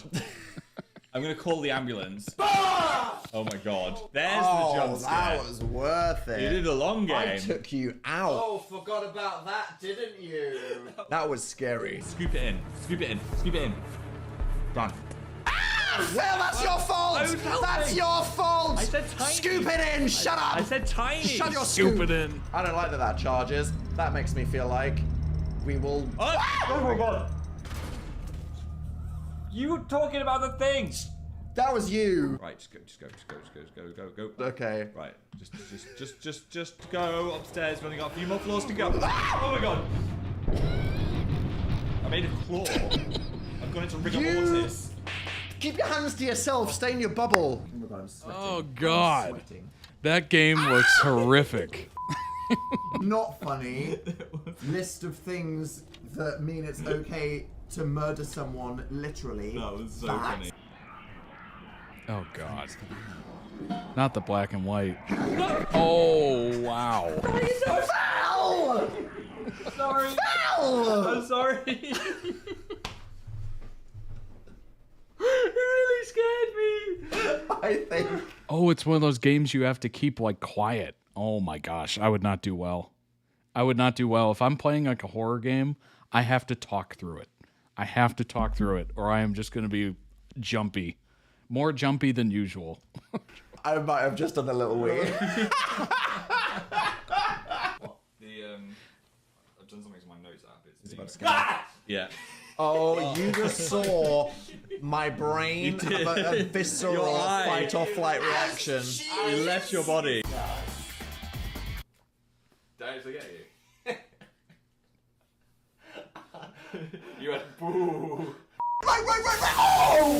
No, keep going. Oh my That was God, the Shrek. pre-warning. Right, okay. Just right, stick in that direction. Okay, just go. Get out of his the swamp. hell away. He doesn't want you there. Oh!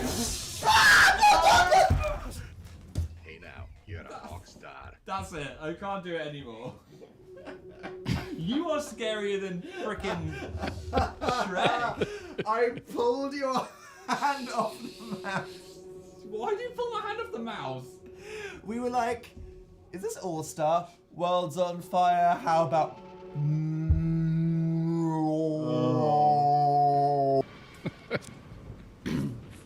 What are you doing here?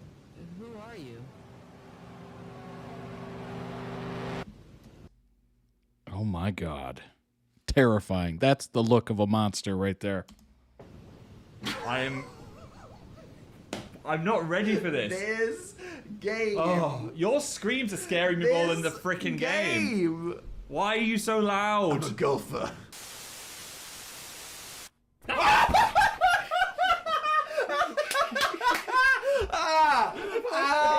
Right against the screen. Can we slow that down? Your reaction to that?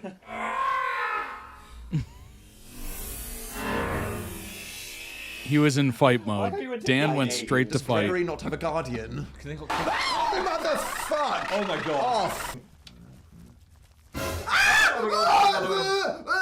Okay, right. Okay, I know you're coming. Die! Yes, okay. Oh.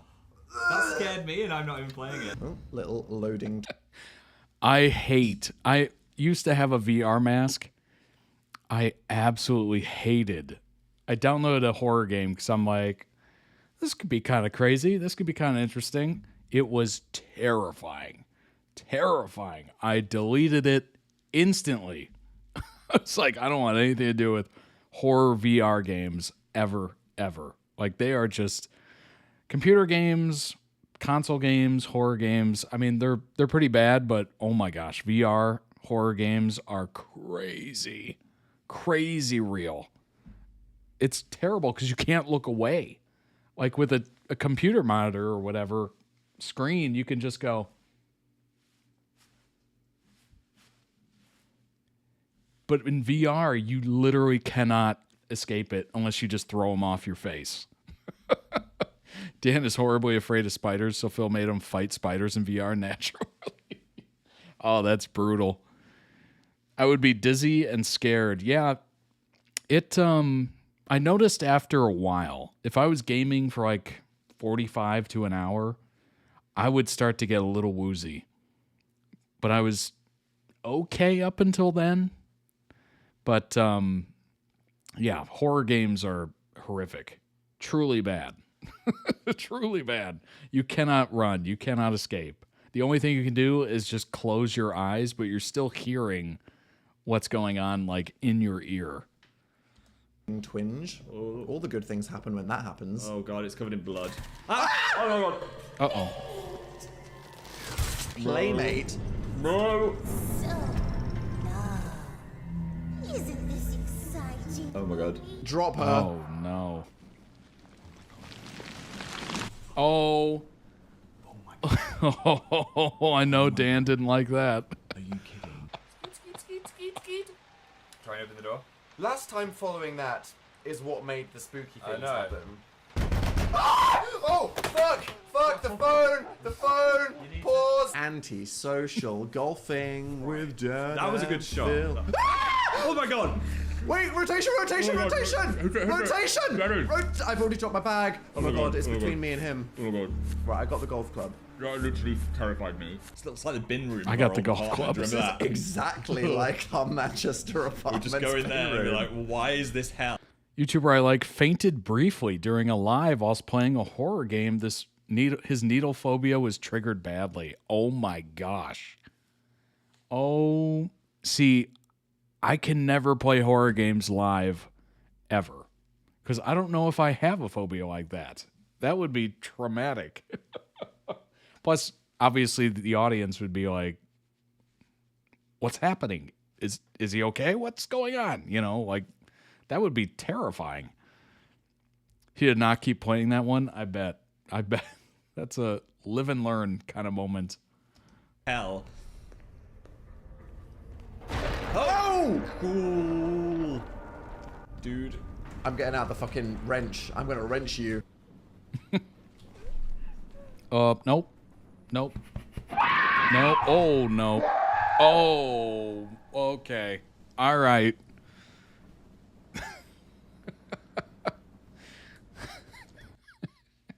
I forgot that was the game where you can't talk. I'm talking, and I'm not even playing the game.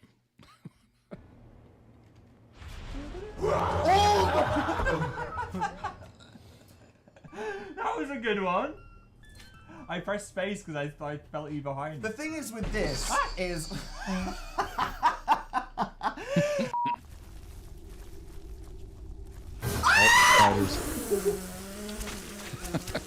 Oh my god, they touched.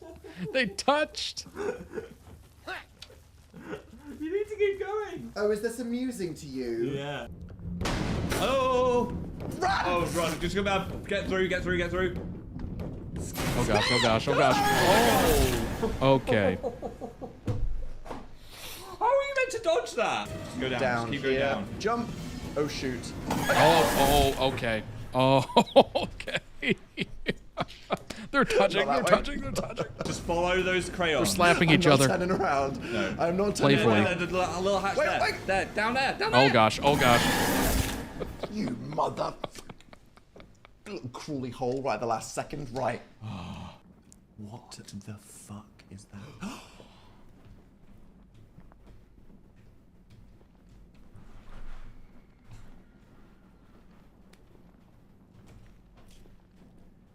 I don't like this anymore. Is that a toilet? Oh great, it's the toilet. Everyone loves Who the left the toilet. baby alone?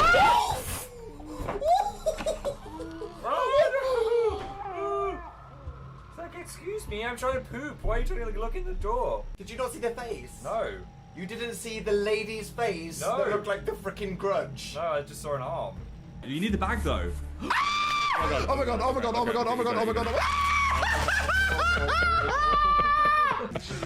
Oh my god. Oh!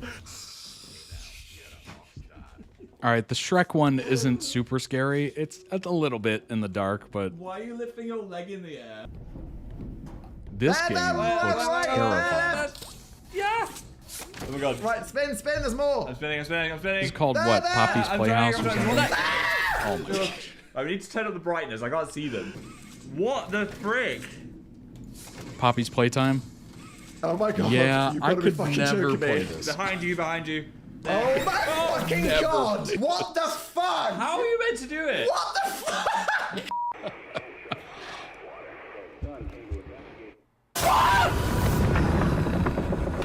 Get off me, get off me, get off me! Oh! Oh, is this that PT game? Oh no. Is this that PT game that Kojima almost put out or something like that? It was supposed to be like a Silent Hill kind of thing. PT? Yeah.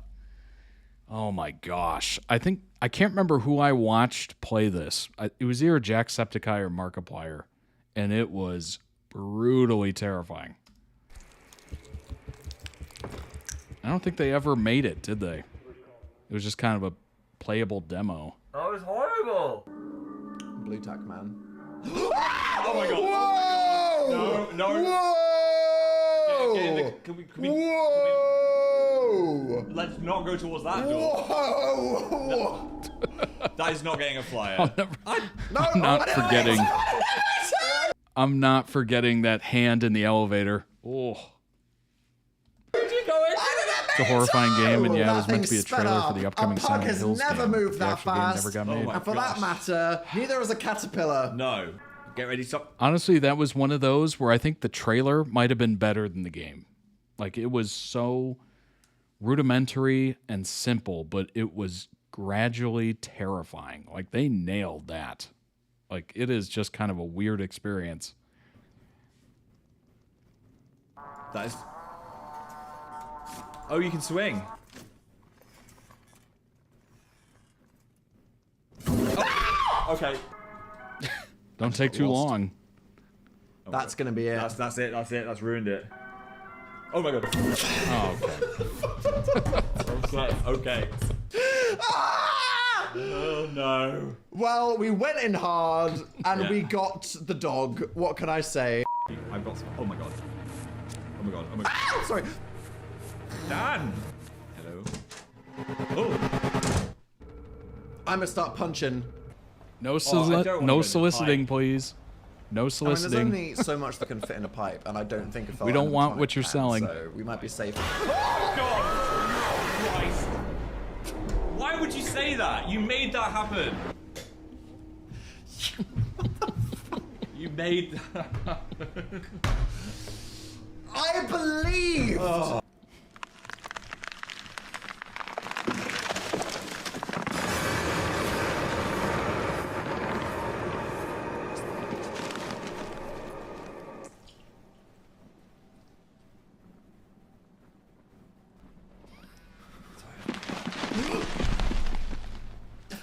Motherfucker! Oh no! Motherfucker made my fucking knee twitch. That wasn't even a scream. That was a knee twitch. It made me Fuck bleed. you, Moose. Stupid Moose. Goddamn Moose. Look at that legs. Look I'm at so look at dead. legs. What is it doing? It's waiting. It's just stood there like, is it flashing me? Yeah, it wants a little lick. I'm itchy. orb, friends. There we go. Oh! Oh, did you get it? I got the orb, but you still frickin' jumped me. I was trying to get it just how in time. many times can you spook someone before you lose? I think there's one more spook. Oh god. Okay. Well, this is gonna get competitive then. Just call me Dan, King of Orbs. Yes! Is that my other orb? Oh, there was a snack orb. Was that you? I left you a snack bastard. What? Oh! Ah, not again. Oh, I saw you. What do you mean? Oh! Yes. Oh, I'm coming for you. I'm getting. If you scare me, I will fall. No! Oh, Phil. Double scare. That was the worst one. These blackboard drawings are significantly more disturbing. Yes!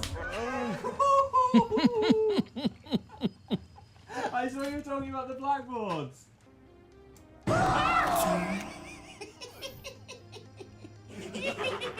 That was a very demented laugh. Oh! Fuck! I hate this game! Is that just me? I can't tell. Oh gosh, back to it. What the fuck? What the fuck? Time to leave. Are you okay? I love that they're playing it in complete darkness. That is exactly how you're supposed to play those games, and it makes it way worse. Oh, fuck. Oh my god. Ugh. My arm just came out of its socket. No!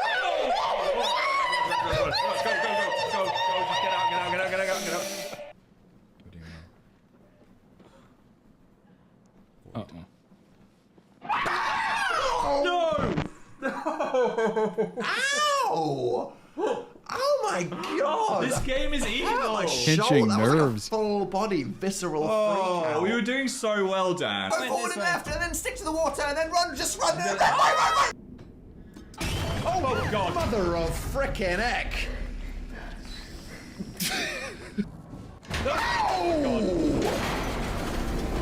Jesus!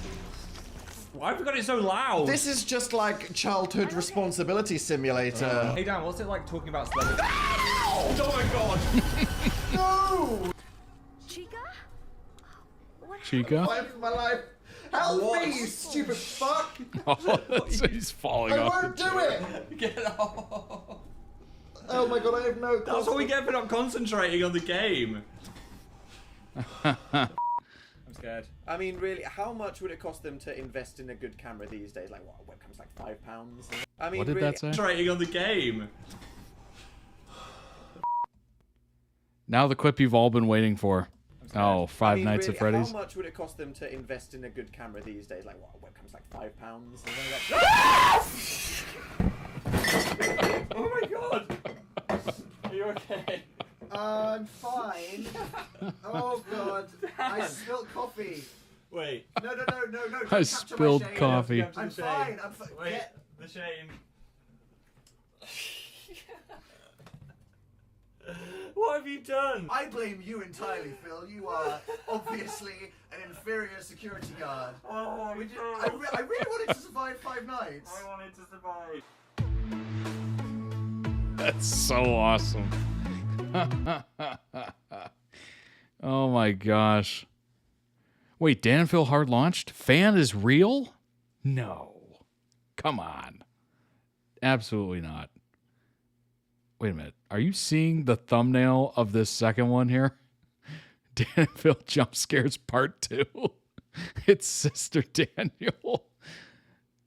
Oh my gosh. Censored and everything. Link down below in the YouTube video description for the original video. Go throw it some much deserved love. Also check out the channel. I'm sure they have other videos that'll interest you, of course. Of course. All right. Let's pull up some TikToks and that Variety article you all were talking about last time. Their horror games are so great aside from the banter. They have such great reactions to scares. Yeah. If you are a jumpy person, you're perfect for horror game streaming.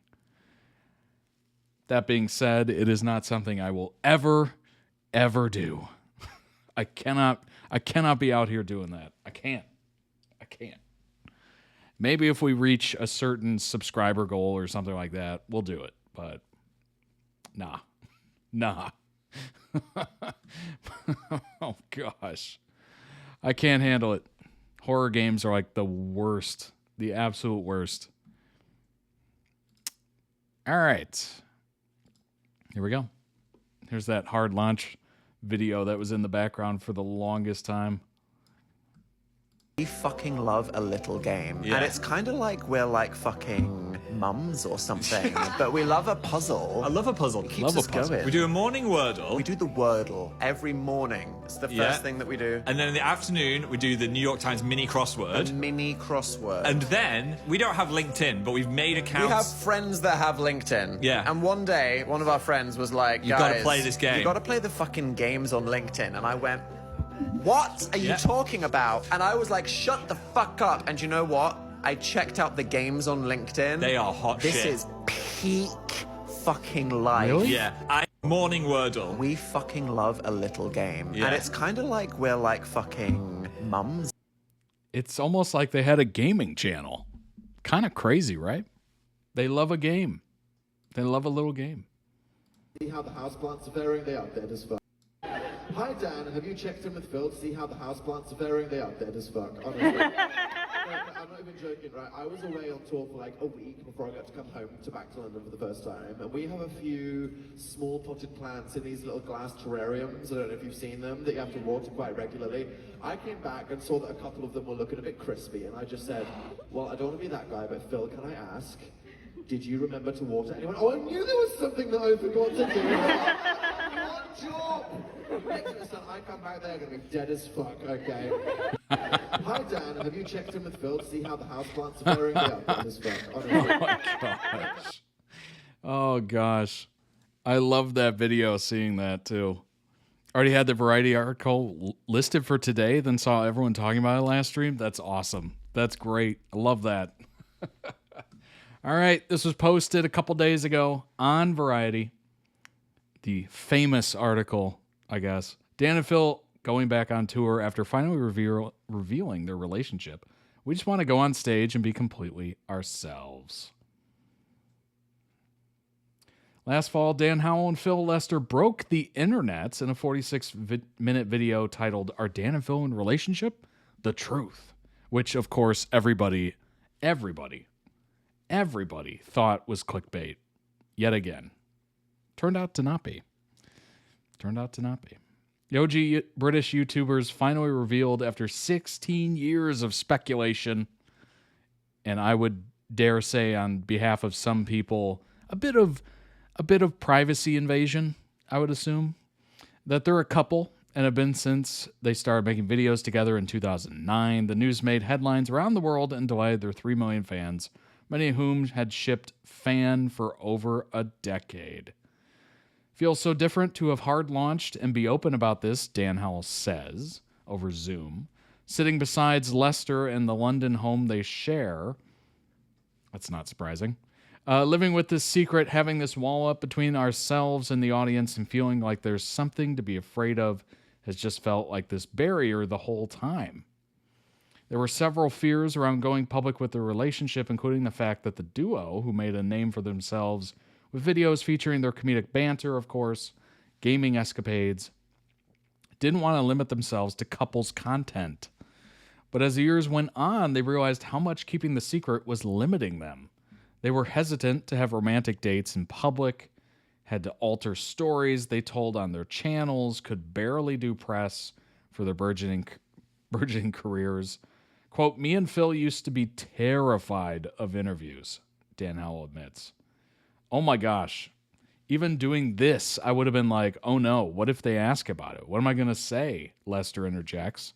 Because I'm a terrible liar. But now, with the news finally out, the pairing is leaning in. Shortly after the announcement in October, they started the Hard Launch podcast, which quickly climbed to the top of the charts. And last week, it was revealed that they would be embarking on a 65-date Hard Launch tour starting in September, including stops in Mexico, the US, UK, Europe, Australia, Singapore. Yeah, we checked out a lot of those on stream, actually. They're fourth overall, but first as a public couple. Quote, we just want to go on stage and be completely ourselves and not hold anything back, Phil said.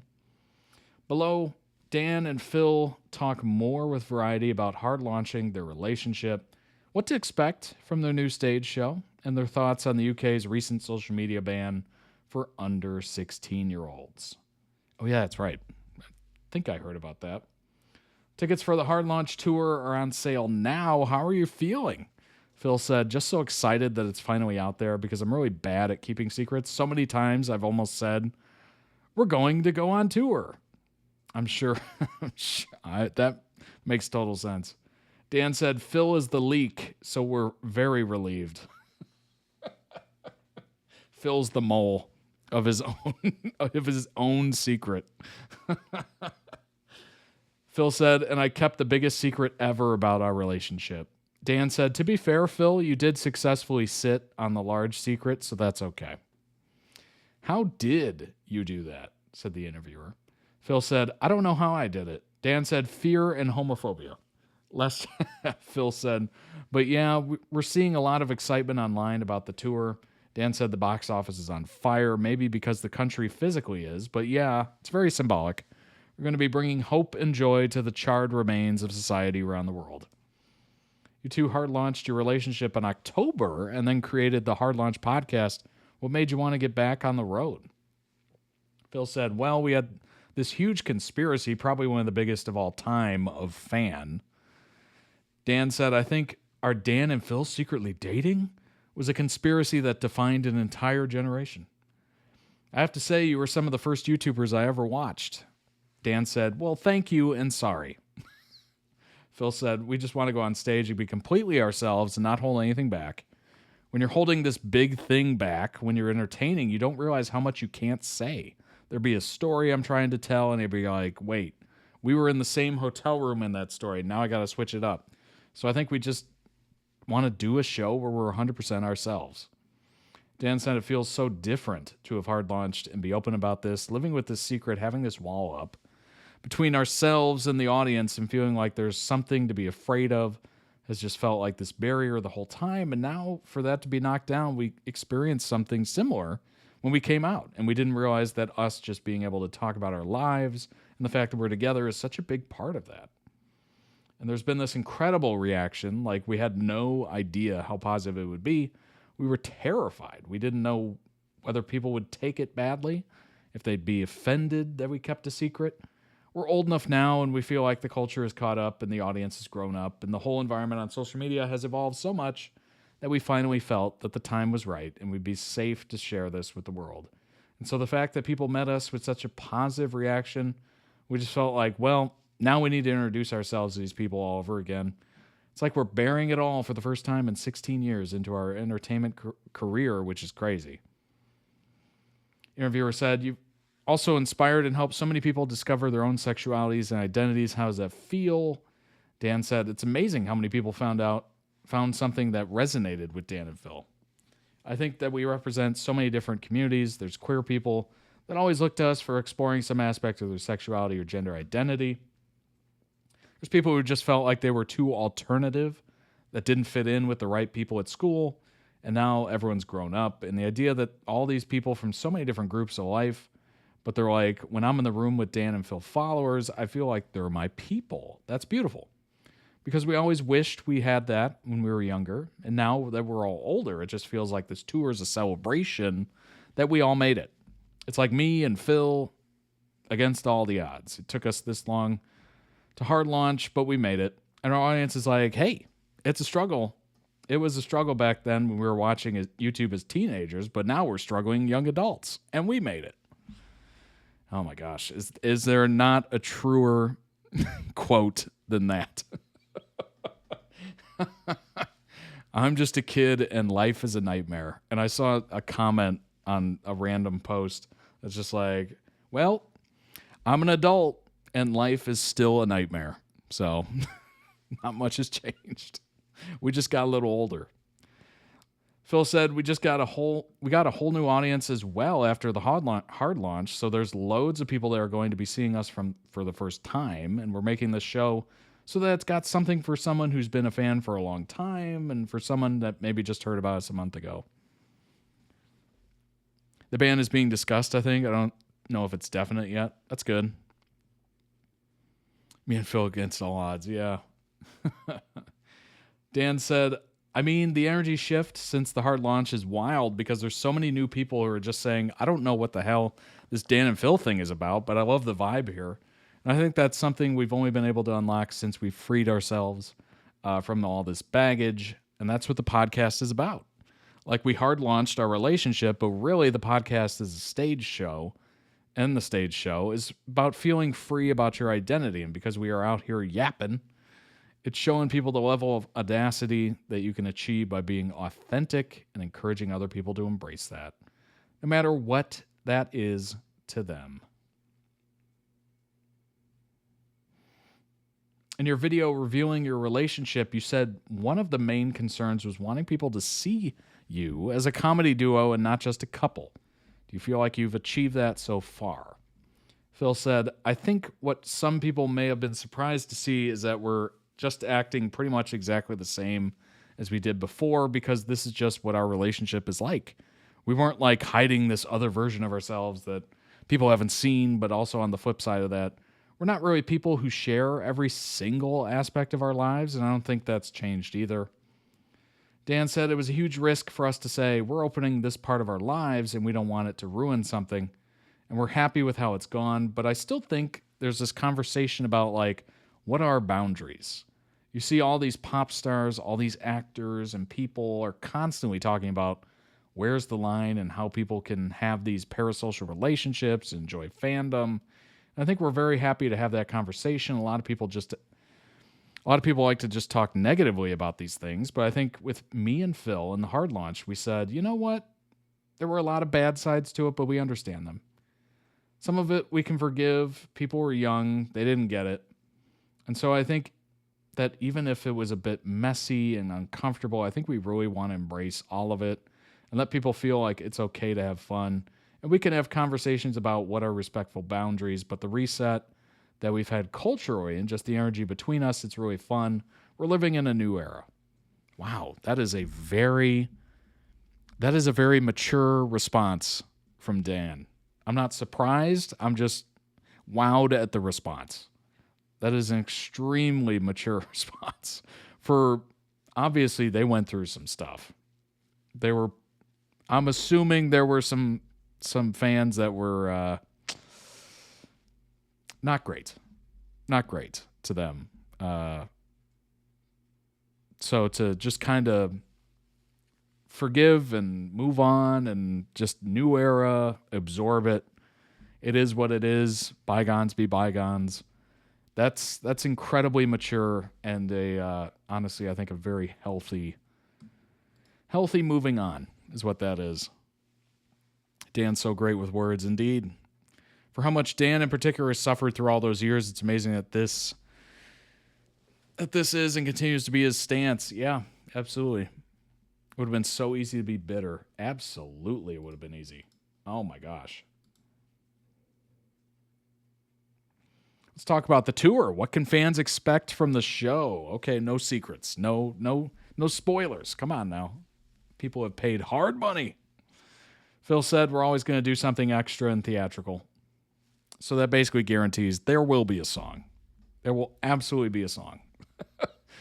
Dan said we're doing the most. We've set the bar way too high, and that's a problem that our accountant has to deal with. Phil said people might have seen the title and thought, oh, they're just going to be sat on the stage doing a podcast. Absolutely not. Dan said we're going to take everything that's fun about the podcast, but then we're going to make it something incredible. People are like, what is the vibe? And someone said, it's like Charlie XCX doing comedy. And we're like, you know what? That's actually the gig. Yeah, that's what it is. So you're going to come to laugh. Everyone's having a good time together, but it really feels like you're at a concert.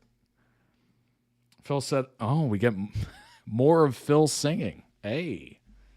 Phil said, I mean, we have sung before, so don't put it past us.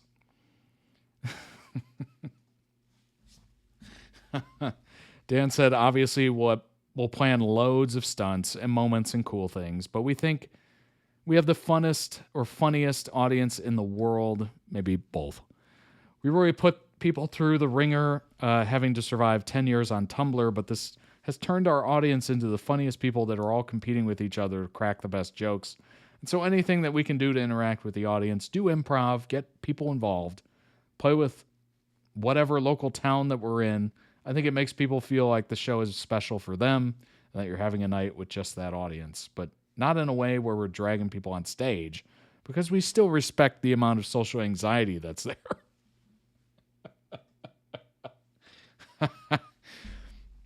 I always like it.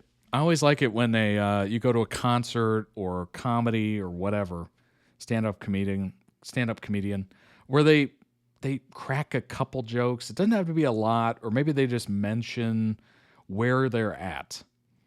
It's a very, I think Dan is right. It feels special. It makes it a special moment. It feels like this is your show. You are here. They are here.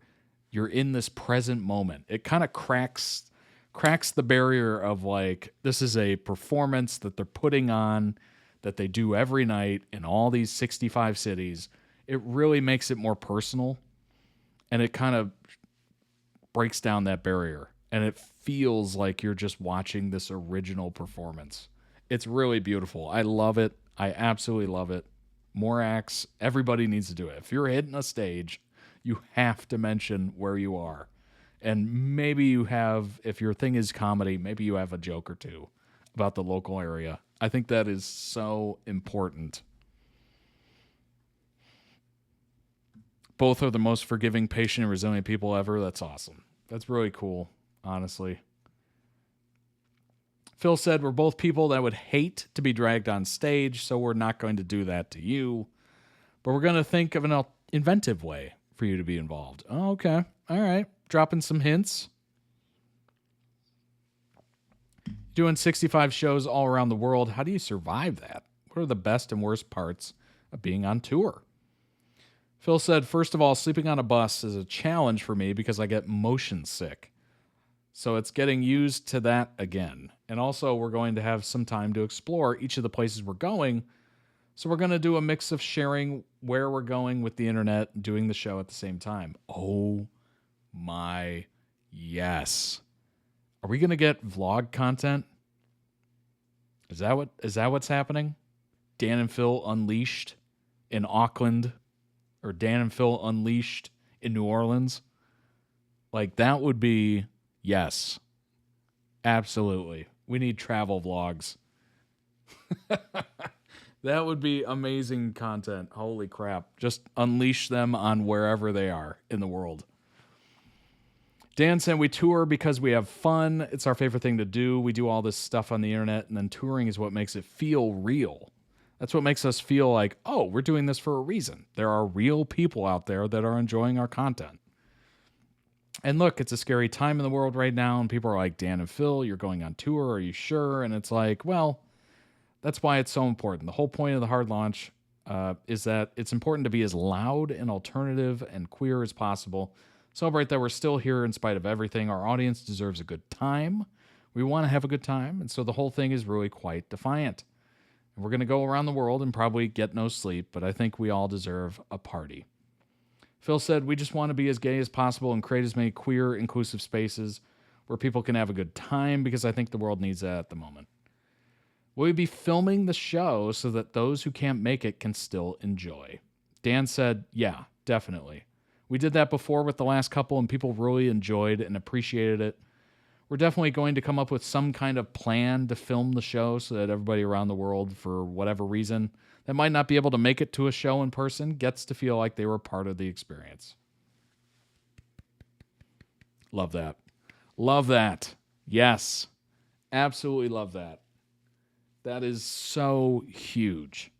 Huge. Oh my gosh. That is great. I love that. Oh my gosh. I feel like if you're doing anything like this, like, I guess Rhett and Link do this as well, and, you know, certain other people, They definitely film it. I think Rhett and Link put it behind a paywall. If I'm not mistaken, I think they do. And you can like buy a view to it. If it's behind a paywall or free, I think everybody should do that. I think that is a wonderful option. Also wanted to get to take your take on the UK social media ban for under 16-year-olds. What are your thoughts on YouTube being included in that? Oh, boy. Wait a minute. Isn't kid programming, like, huge on YouTube? That's, like, a huge part of it, right? Like, kid show, kid content.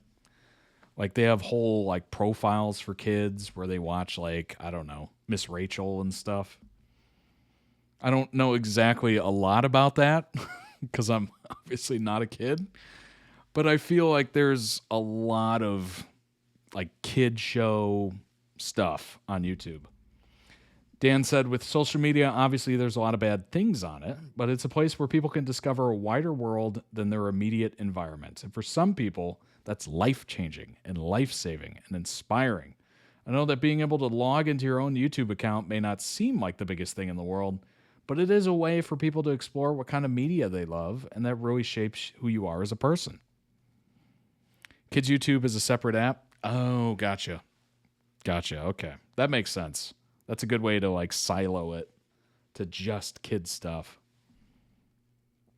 I know when I have to, when I upload videos to YouTube, I have to select, is this made for kids? And obviously, no.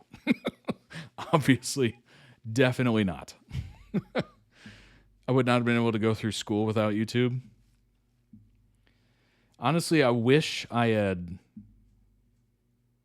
I don't think I was on YouTube a lot. And I think it's because the internet sucked back then. I mean, it was okay, but I don't think I really dove into it in high school at all. Maybe a little bit, but not near what I'm doing these days. I am just completely sucked into YouTube. I'm so with Dan on this. If you live in a place or a home where you can't be yourself, having access to social media and YouTube can make such a huge difference. Yeah, it makes you feel less alone. Makes the world seem attainable. You know, you not only can you find people like you or thinking like you or being like you, but you also get to choose what kind of content you consume, right? Very important. And especially with how expensive a lot of stuff is, like even if you don't have YouTube Premium, it's still a great experience. You wait through the ads, but you're still getting to see what you want to see. And I think that is a lot of power in people's hands.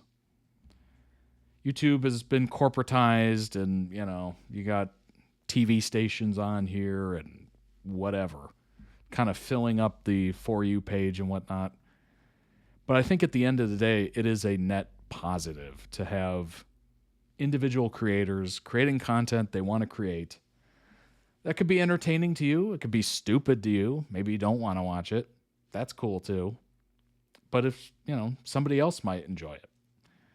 And as long as you find a lane, maybe you find some stuff you like. Hopefully YouTube recommends some stuff you like as well that maybe you've never seen or heard. That's great as well. It's all icing on the cake. Absolutely. Phil said it's so creatively inspiring on YouTube as well. There's so much stuff out there, and I think it's helpful to young people, like art videos, comedy sketches, and if I hadn't started watching other YouTubers make videos, then I wouldn't be doing this now. See, that's the thing, right? You gotta see people who are relatable to really think like, oh, I could do this. If I tried it, I might be able to do it. So I might as well try it. Like having every single person on the platform putting out, like, imagine if every creator was churning out like Mr. Beast videos.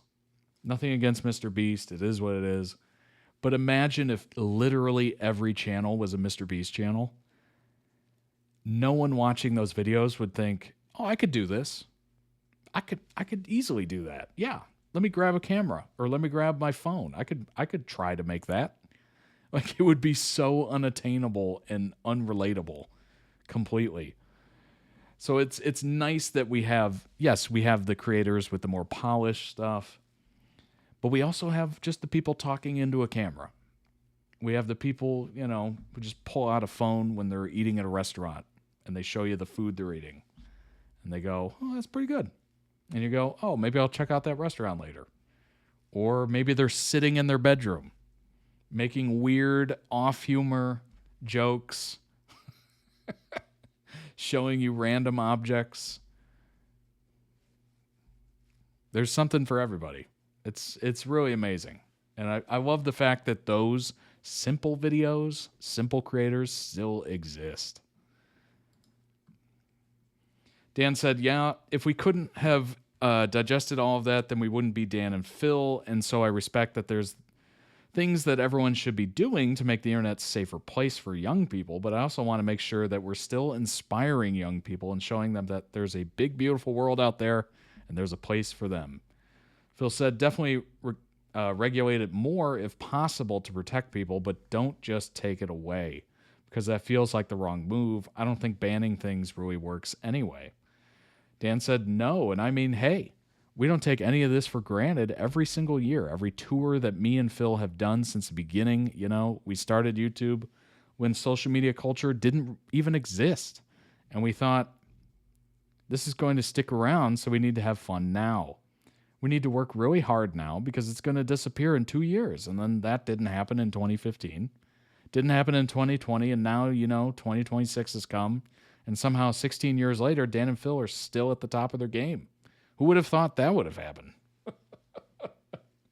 That is kind of crazy. There's something innocent about YouTube prior to monetization. Like, it really is. There's like this little nostalgia, sweetheart feel to it, where it's just random kids, usually, making random videos for who knows who, right? Just throwing it out there, throwing it to the wind. It's like, I'm going to upload this. I didn't even edit it. Whatever. This is me. Hey, world, this is me. It's so beautiful. Really is. Phil said, and we're somehow not sick of each other.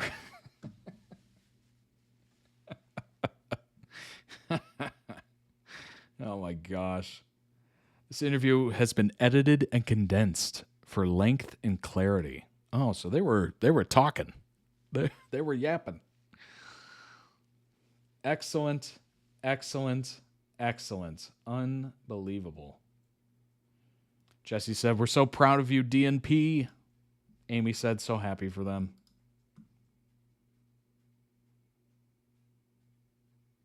Man, you have to give a lot of information just to leave a comment. That's crazy. Crazy.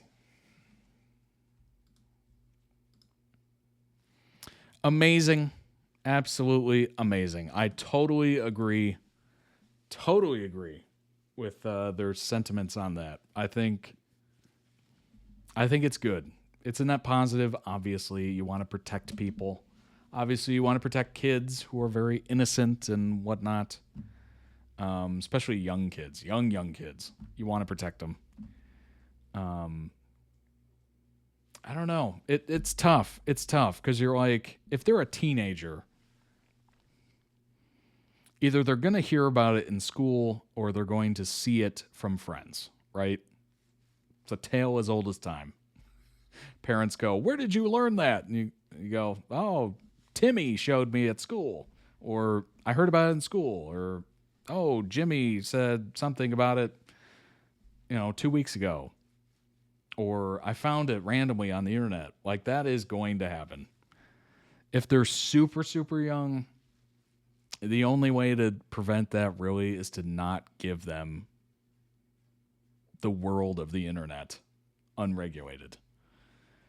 I hope that's not happening. It might be, but it's with great power comes great responsibility. The internet is great, and it can also be very destructive. And I think if you're very young, super young, you do not know the difference. Like, you're not going to be able to filter out what you should be consuming and what you won't, or what you shouldn't. I think if you're a teenager, it just is what it is. Like, if you're 14, 15, 16, like, you will see whatever the heck you want to see. If there's parental blocks, you will figure out a way around it. That has been happening for many years.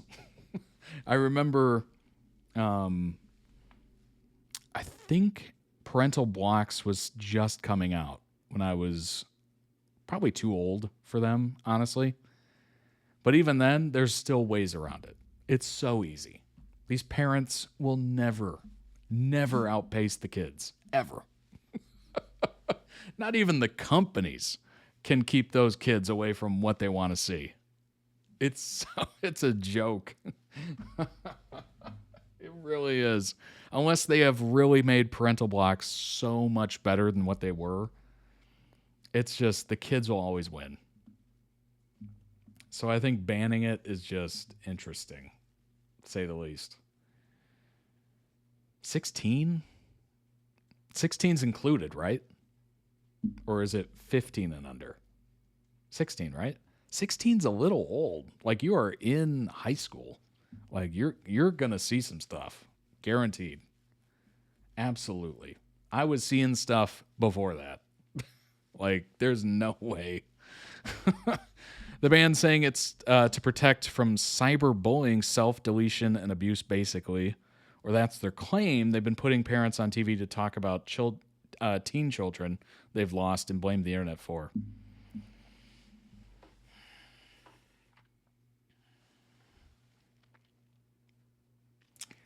That's tough. That's tough. I mean, oh man. That's tough because it's like that would happen regardless of the internet. If kids really wanted to bully you, they would do it. Whether it's to your face, behind your back, on the internet, whatever. Like, that is going to happen regardless of the internet. Like, that's been going on for before the internet. Like, kids were getting bullied probably long ago. And it's an unfortunate reality, honestly. It really is. Internet and social media can definitely be toxic places for teens, but so can school and home and, everywhere. Absolutely. Oh my gosh. Everywhere. School, extremely. Next, we're going to ban school for 16 and under. What's worse? The internet, where you can turn it off, and I understand the internet does affect people negatively, obviously. But what's easier? The internet that you can turn off, or going to a large building filled with potentially hundreds of people your same age, and maybe there's a handful of those people that absolutely despise you, and they live to make your life hell. Like, you have to go every day. Every day. Can't miss. Maybe you take a day off here and there. You're regulated to go. You have to go. Like, part of me is just like, I get it, but also, like, school is pretty bad as well. It's kind of, I'll take the internet over school any day. At least you can block people on the internet. Very true. Very true. And even if they keep making accounts, you can just block. But obviously the internet has been an issue. Nobody's saying it's not. But I think, there's a lot of issues. It's not just the internet. Won't stop kids from using social media. It'll only make them use it more secretively. Yeah, absolutely. They'll figure out a way. 100%.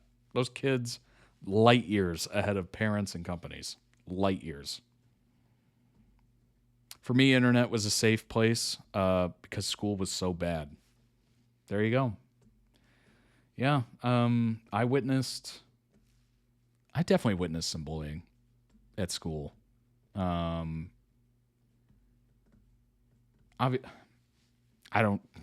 hard to witness bullying online when you don't follow the people that are actually in the bullying situation. It's so much easier to see it with random kids at school because you just walk by and you're like, oh my gosh. But I don't know.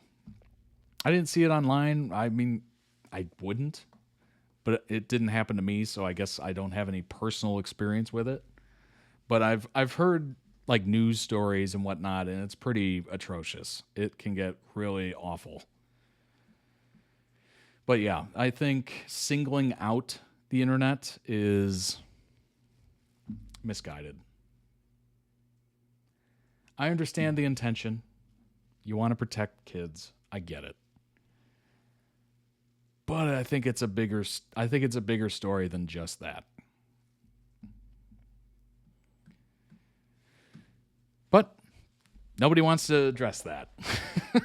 Nobody wants to address that. So we point at the easy target. Social media. It's all you out there. Random bots. Random no-name accounts. Oh, gosh. It's unfortunate. It really is. But I guess we'll see what happens with that. If it becomes a thing or not. And if it helps. I won't hold my breath. I will not. But anyway. I hope you enjoyed that as much as I did. Those were 5 amazing member-requested videos. It's been awesome. Can't believe the government is going, it's because of the phone. Well, yeah. I grew up with, it's because of the video games. And, you know, Doom was being quoted as the source of Columbine High School, you know, massacre tragedy. And I'm just like, even as a kid, I'm like, come on now. I've played Doom. I'm not doing that. Like, come on. Video games are making people violent thing. Yeah. Yep. Grand Theft Auto. I'm sure. I almost guarantee there's going to be some stories of that as this new GTA 6 comes out. It never quite dies. Every once in a while, somebody says something like, these video games are making kids violent. And you're just like, do you know how many kids play video games? Millions. Hundreds of millions. If video games were making people violent, there would be way worse situations going on right now. Before that, it was Dungeons and Dragons. Oh my gosh. Oh, that old argument. Oh my gosh. Living through that was crazy. You had senators and everything. It was crazy. Anyway, I hope you enjoyed that as much as I did. Happy Friday to you all. Happy Saturday. This will be posted on Saturday on YouTube if you're watching live. Hope you have a great weekend. Thanks so much for joining, everybody who joined live. I appreciate it greatly. You make this less lonely. It's amazing. I appreciate you. Welcome in, everybody. If you'd like to request your own videos, toddreacts.com. I appreciate it. Sign up today. Become a member. And guide the stream, control the stream. Follow the Twitch channel, subscribe to the YouTube channel, and check us out in the Discord. We're in there. We're in there waiting for you. What is taking you so long? Come on. It's free. Join us in there. You can be a part of the monthly stream. It's amazing. We're waiting for you. We will welcome you with open arms. All right, everybody. I hope you have a tremendous weekend ahead. I hope it's awesome. Thanks for being here. It's already Saturday here. Oh my gosh. All right. Take care of yourselves. If you're in the U.S., happy Independence Day. Happy July 4th. Don't lose any fingers. Be safe out there. Now we getting jump scared by Yankee Doodle. Interesting story for that song. I looked into it. I was like, oh, interesting. All right. Take care, everybody. I will see you on Wednesday. Bye-bye.